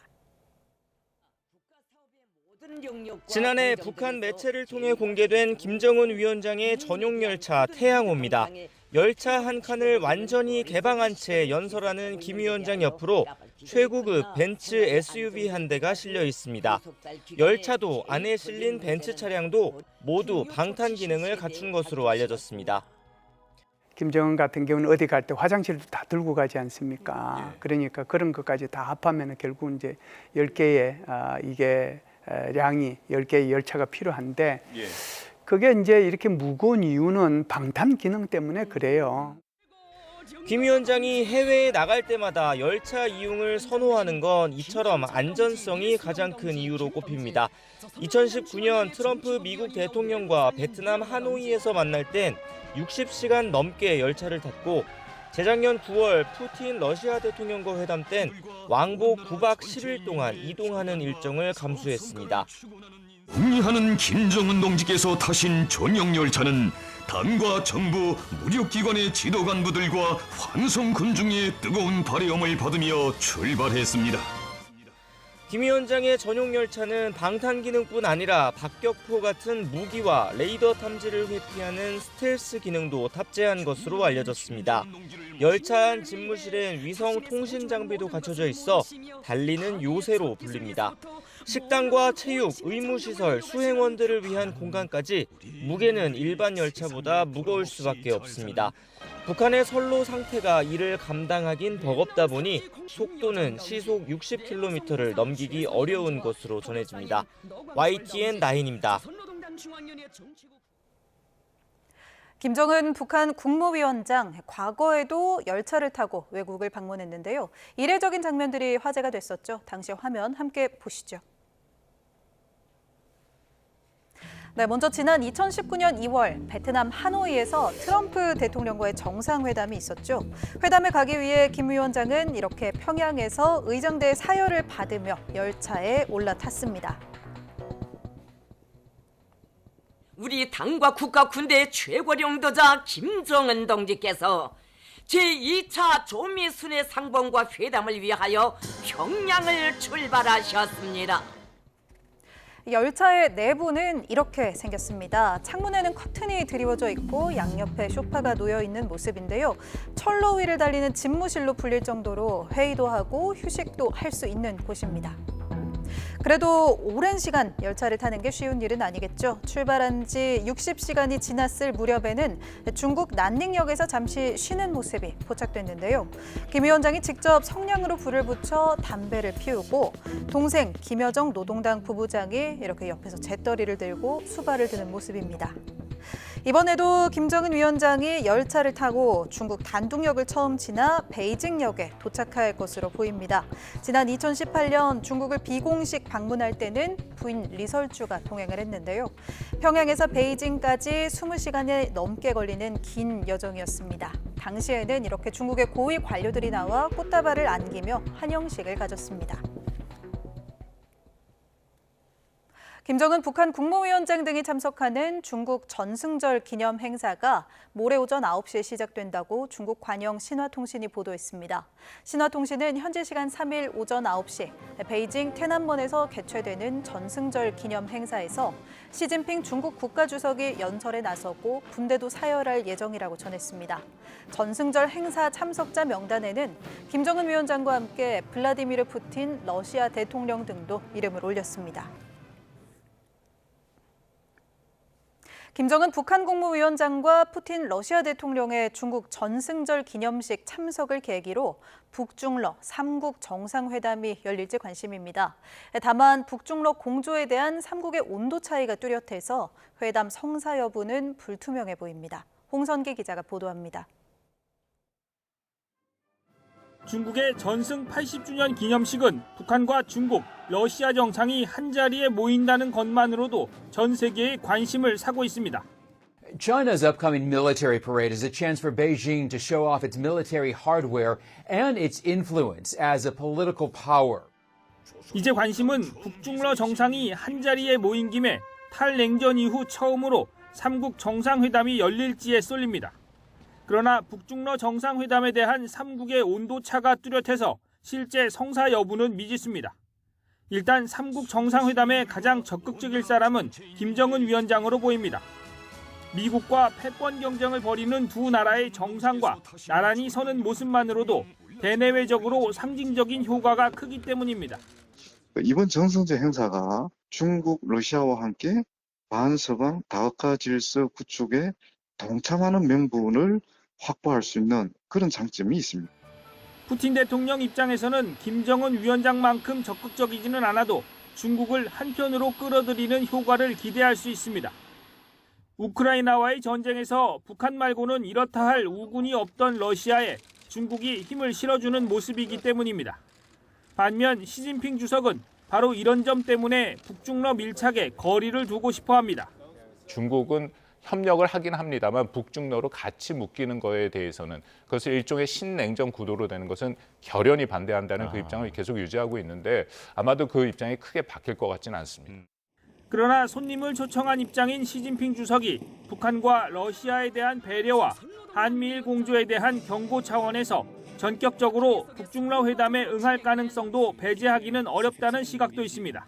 YTN 홍성기입니다. 네, 이 내란 특검은 한덕수 전 국무총리가 비상계엄 선포의 형식을 갖추려고 국무회의를 건의했다고 봤습니다. 일부 국무위원의 참석을 재촉하기도 했는데 정작 해제를 위한 국무회의를 여는 데는 늑장을 부렸다는 게 특검의 판단입니다. 보도에 우종훈 기자입니다. 한덕수 전 국무총리는 윤석열 전 대통령의 비상계엄 선포 절차에 문제가 있고 본인은 반대했다고 주장해왔습니다. 국무회의 자체가 많은 절차적, 실체적 흠결을 가지고 있었다 그렇게 생각하고요. 국무회의를 명분으로 국무위원들이 모여서 좀 더 많은 국무위원이 반대하고. 하지만 한 전 총리 공소장을 통해 확인된 특검의 판단은 달랐습니다. 한 전 총리는 지난해 12월 3일 윤 전 대통령에게 계엄 포고령 등 관련 문건을 건네받고 국무위원들을 더 불러 국무회의를 열어야 한다고 건의했습니다.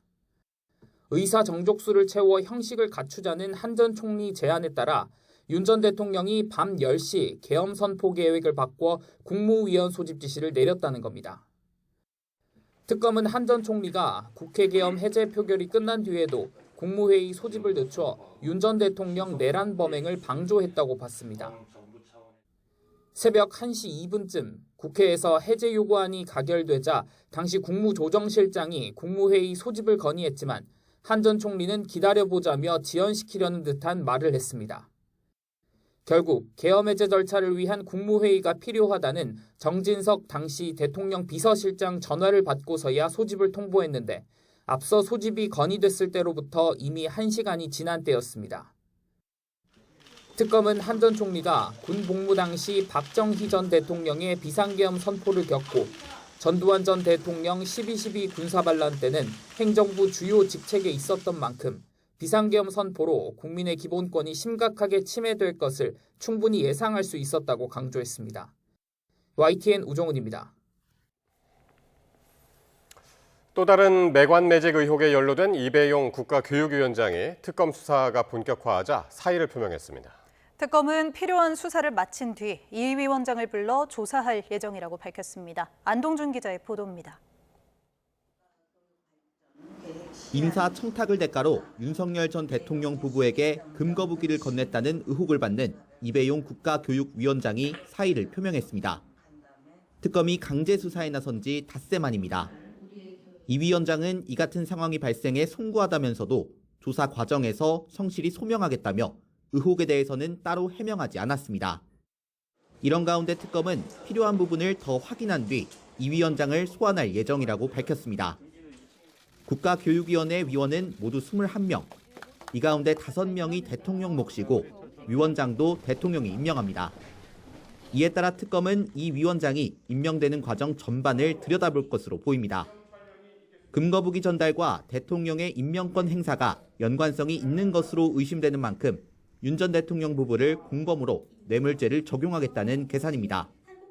이 때문에 특검은 윤 전 대통령에 대한 조사도 시도할 가능성이 커 보입니다. 특검은 윤 전 대통령을 어떤 혐의를 적용할지 수사기간 내에 처리하겠다는 원론적인 입장만 밝혔고 조사 방식에 대해서도 말을 아꼈습니다. 다만 윤 전 대통령이 모든 수사와 재판에 불응하고 있는 만큼 별도 조사 없이 공모관계를 입증해낼 방안에 대해서도 고심을 이어갈 것으로 전망됩니다. YTN 안동준입니다. 민중기 특별검사팀이 나토 순방 목걸이 의혹에 연루된 서희건설 회장과 사위를 내일 소환합니다. 특검은 내일 서희건설 이봉관 회장과 사위인 박성근 전 국무총리 비서실장을 각각 오전 10시와 오후 2시에 불러 조사할 예정입니다. 이 회장은 사위에 대한 인사청탁을 대가로 김건희 씨가 나토 순방 당시 착용했던 반클리프 아펠 목걸이를 제공했다는 의혹을 받고 있습니다. 앞서 이 회장은 김 씨에게 목걸이를 제공하면서 사위가 정부에서 일할 자리를 알아봐 달라고 김 씨에게 부탁했다는 취지의 자수서를 특검에 제출했습니다. 윤석열 전 대통령이 당선인 시절 윤영호 통일교전 세계본부장을 만나 재임 기간에 통일교 현안을 이루자는 취지의 발언을 한 것으로 파악됐습니다. 민중위 특검팀은 윤 씨를 기소하면서 공소장에 대통령 당선 2주 뒤인 지난 2022년 3월 22일 권성동 의원이 윤 씨와 윤 전 대통령의 만남을 주선해 1시간가량 접견을 했다고 적시했습니다. 당시 윤 전 대통령은 윤 씨에게 한학자 총재에게 대선을 도와줘서 감사하다는 인사를 전해달라고 말한 것으로 파악됐습니다. 또 윤 씨가 제5 유엔 사무국 설치 등 통일교 현안을 지원해달라고 요청했고, 이에 당선인 신분이던 윤 전 대통령이 재임 기간에 이룰 수 있도록 하자는 취지의 답을 했다는 내용도 담겼습니다. 서울구치소에 수감된 윤석열 전 대통령이 지지자들로부터 3억 원에 달하는 영치금을 받은 것으로 파악됐습니다. 조국혁신당 박은정 의원실 자료에 따르면 윤 전 대통령은 지난 7월 15일부터 지난달 29일까지 영치금 3억 700만 원을 인출한 것으로 파악됐습니다. 윤 전 대통령은 영치금을 81회 인출을 했는데 이 가운데 대부분을 변호사비와 치료비 명목으로 사용한 것으로 확인됐습니다. 미국의 관세 폭탄 속에서도 지난달 우리나라 수출은 반도체와 자동차에 힘입어 증가세를 이어갔습니다.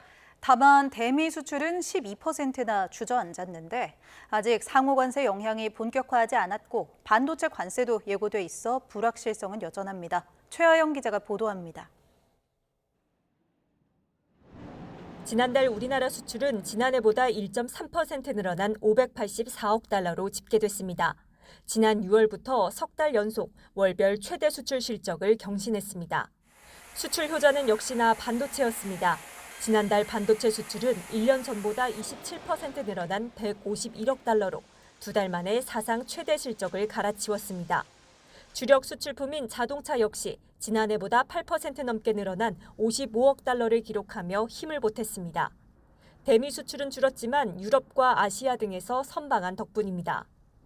다만 미국의 관세 폭탄으로 전체 대미 수출은 12% 주저앉은 87억 달러를 기록했습니다. 2년 반 만에 가장 낮은 수준입니다. 특히 품목관세가 매겨진 자동차가 3.5%, 자동차 부품이 14.4%, 철강이 32.1% 수출이 줄며 직격탄을 맞았습니다.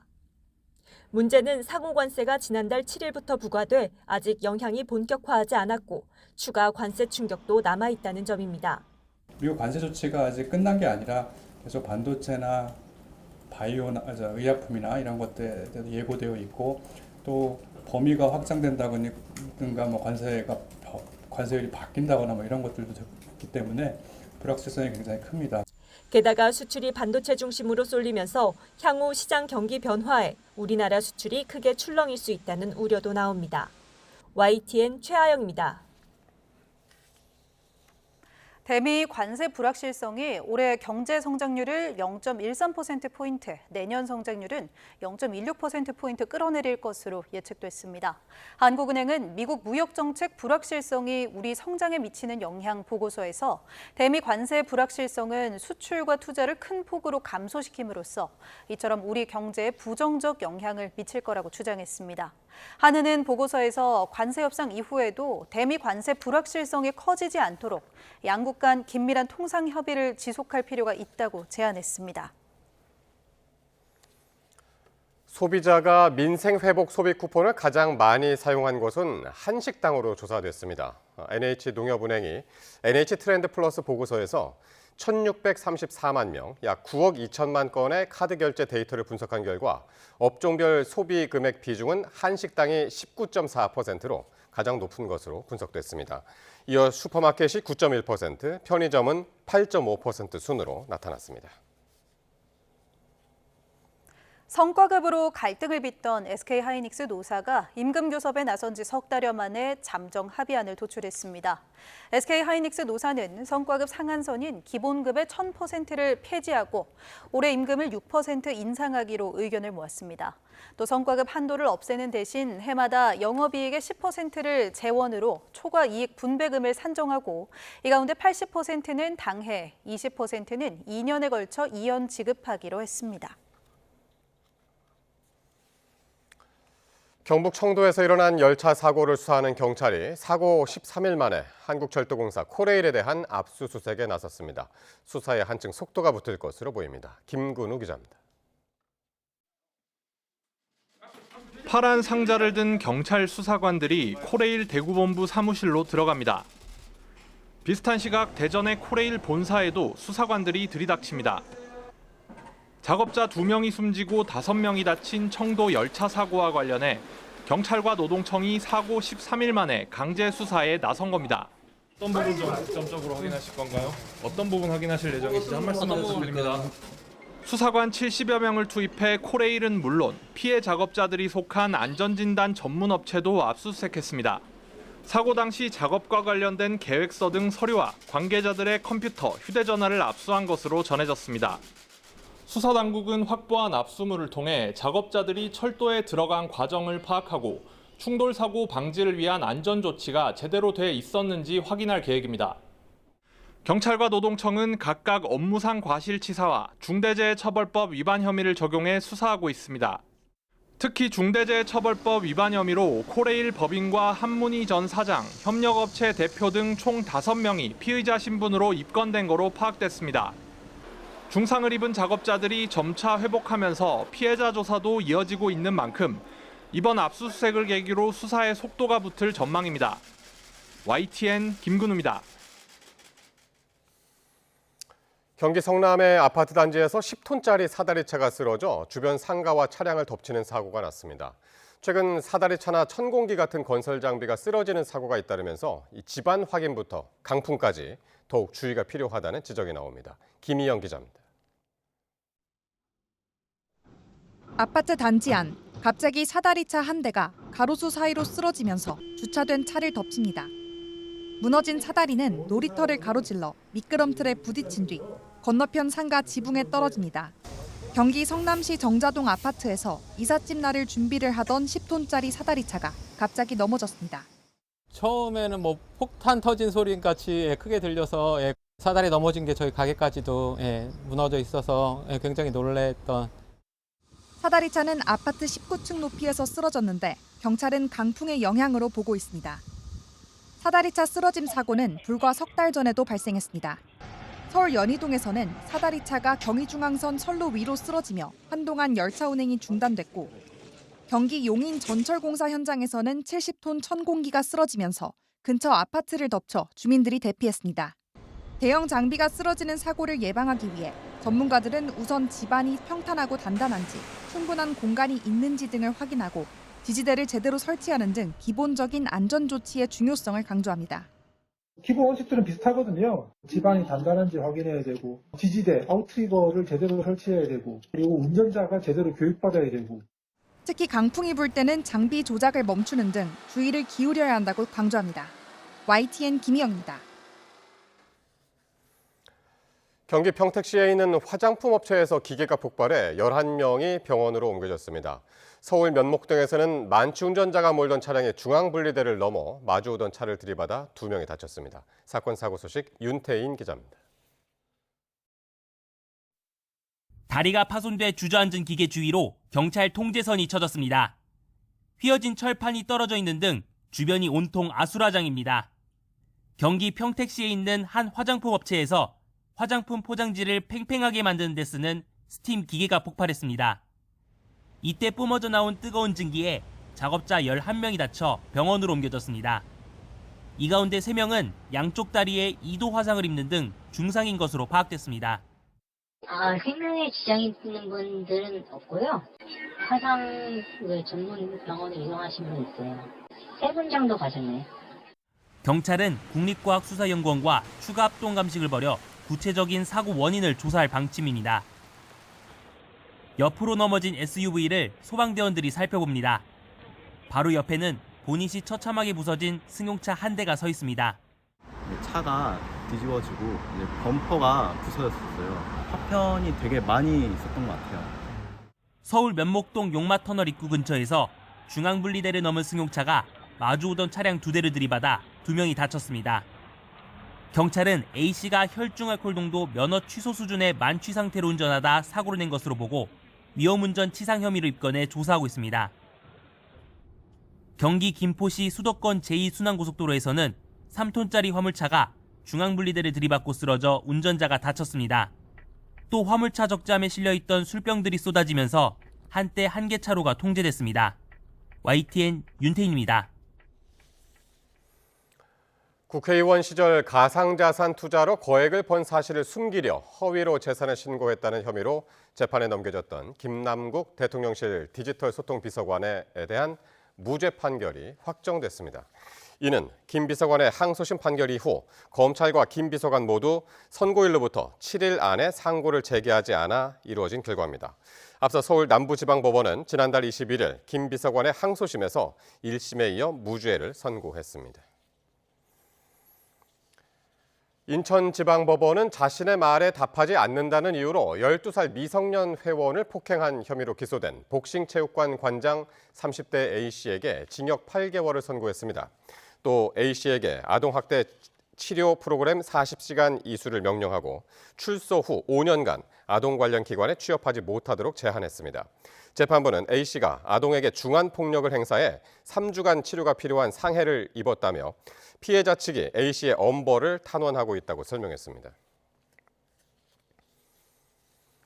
아프가니스탄 동부에서 규모 6.0의 강력한 지진이나 지금까지 800여 명이 숨지고 2,500여 명이 다쳤습니다. 아직 잔해 속에 묻혀있는 주민들이 많아 사상자 규모가 계속 늘어날 것으로 보입니다. 한상옥 기자입니다. 다친 사람들을 들것에 실어 헬리콥터로 옮깁니다. 마을에서는 무너진 건물 사이에서 생존자를 찾는 작업이 한창입니다. 부모를 잃은 아이는 절규합니다. 현지 시각 31일 밤 아프가니스탄 동부에서 규모 6.0의 강력한 지진이나 3,000명이 넘는 사상자가 발생했습니다. 많은 주민이 잠자리에 든 뒤에 지진이 일어나 무방비 상태에서 화를 입었습니다. 피해가 심각한 지역의 경우 마을의 거의 모든 주택이 붕괴한 것으로 전해졌습니다. 또 통신이 끊긴 가운데 기본적인 피해 상황조차 파악하지 못한 지역도 있습니다.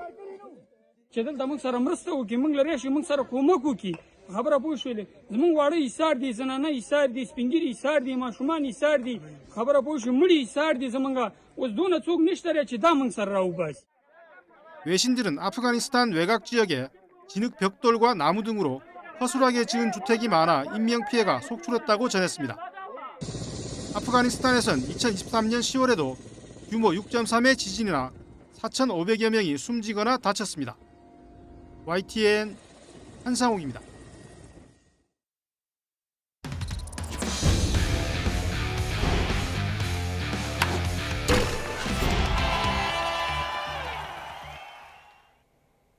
대표팀 평가전을 위해 미국 출국길에 오른 홍명보 감독이 손흥민 주장 교체 가능성과 관련해 아직 정해진 게 없다고 말했습니다.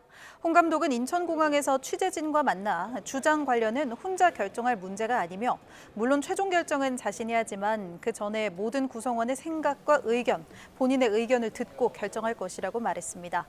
이어 이 문제는 아직 고민할 시간이 충분히 있다며 본인도 2002년 월드컵 2달 전에 주장을 맡아 주장 자리가 어렵다는 걸 잘 알고 있다며 가장 좋은 결과를 위해 계속 논의할 것이라고 밝혔습니다. 홍 감독의 말 직접 들어보겠습니다.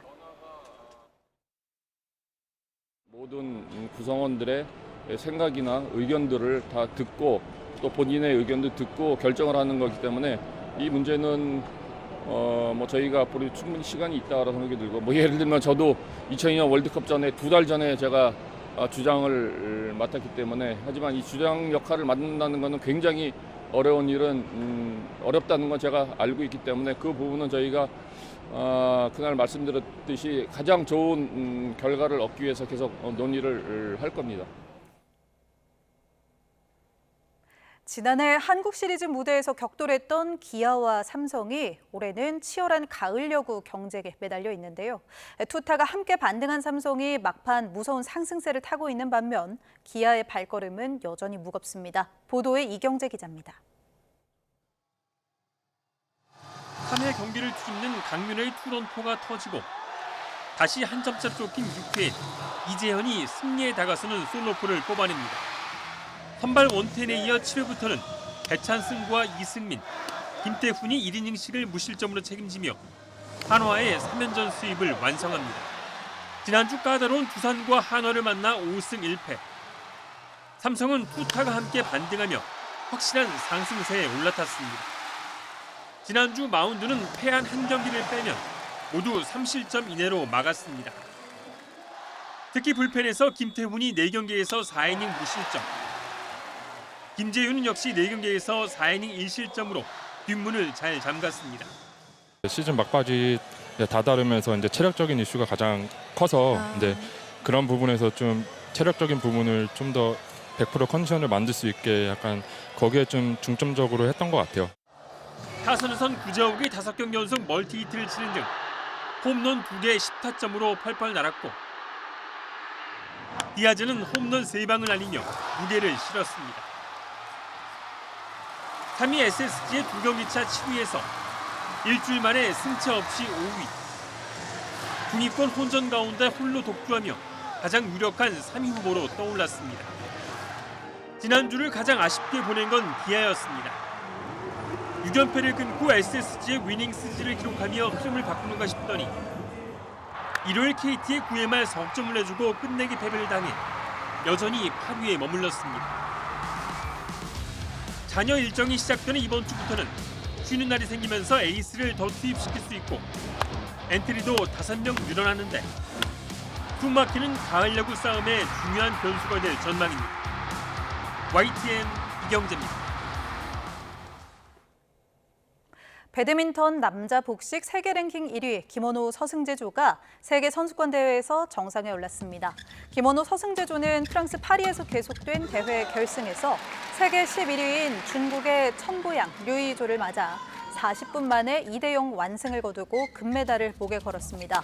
두 선수는 지난 1월 7년 만에 다시 호흡을 맞추기 시작해 올해 말레이시아 오픈과 전용 오픈, 인도네시아 오픈 등 세계 슈퍼 1000 시리즈를 비롯해 4개의 메이저 대회를 석권했습니다. 두 선수의 우승 소감 들어보겠습니다. 지금도 좀 믿겨지지 않고 항상 제가 목표로 해왔고 꿈꿔왔던 순간들인데 막상 이렇게 앞에 일어나니까 좀 얼떨떨하기도 하고 또 더 열심히 해야겠다라는 생각도 들고 승재 형한테 감사하다고 얘기하고 싶습니다.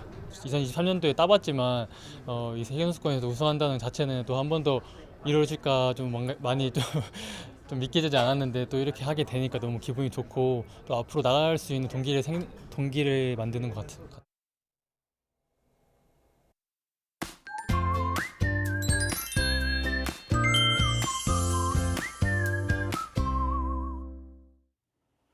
비가 내려도 더위는 여전합니다. 계절은 가을로 접어들었지만 아직 여름의 기운이 강한데요. 내일도 30도를 웃도는 늦더위가 계속되겠고 곳곳에 오락가락 비가 이어지겠습니다. 일부 지역에는 시간당 40mm가 넘는 강한 비가 예상돼 주의가 필요한데요. 내일까지 충남과 전북에 많게는 80mm 이상, 그 밖의 지역에도 최고 60mm의 비가 내리겠습니다. 중부지방은 내일 오전 사이 비가 잦아들겠지만 제주도는 낮까지, 남부지방은 저녁까지 이어지는 곳도 있겠습니다. 내일 아침도 후텁지근하겠는데요. 서울이 23도, 대전은 24도, 대구는 25도로 출발하겠습니다. 한낮에는 습도 높은 무더위가 기승을 부리겠는데요. 서울이 32도, 대전 30도, 대구와 부산은 32도 선까지 오르겠습니다. 당분간 늦더위가 계속되겠고 소나기도 자주 내릴 전망입니다. 지금까지 날씨 정보였습니다. 월요일 뉴스나이트 마치겠습니다. 시청해주신 여러분 고맙습니다.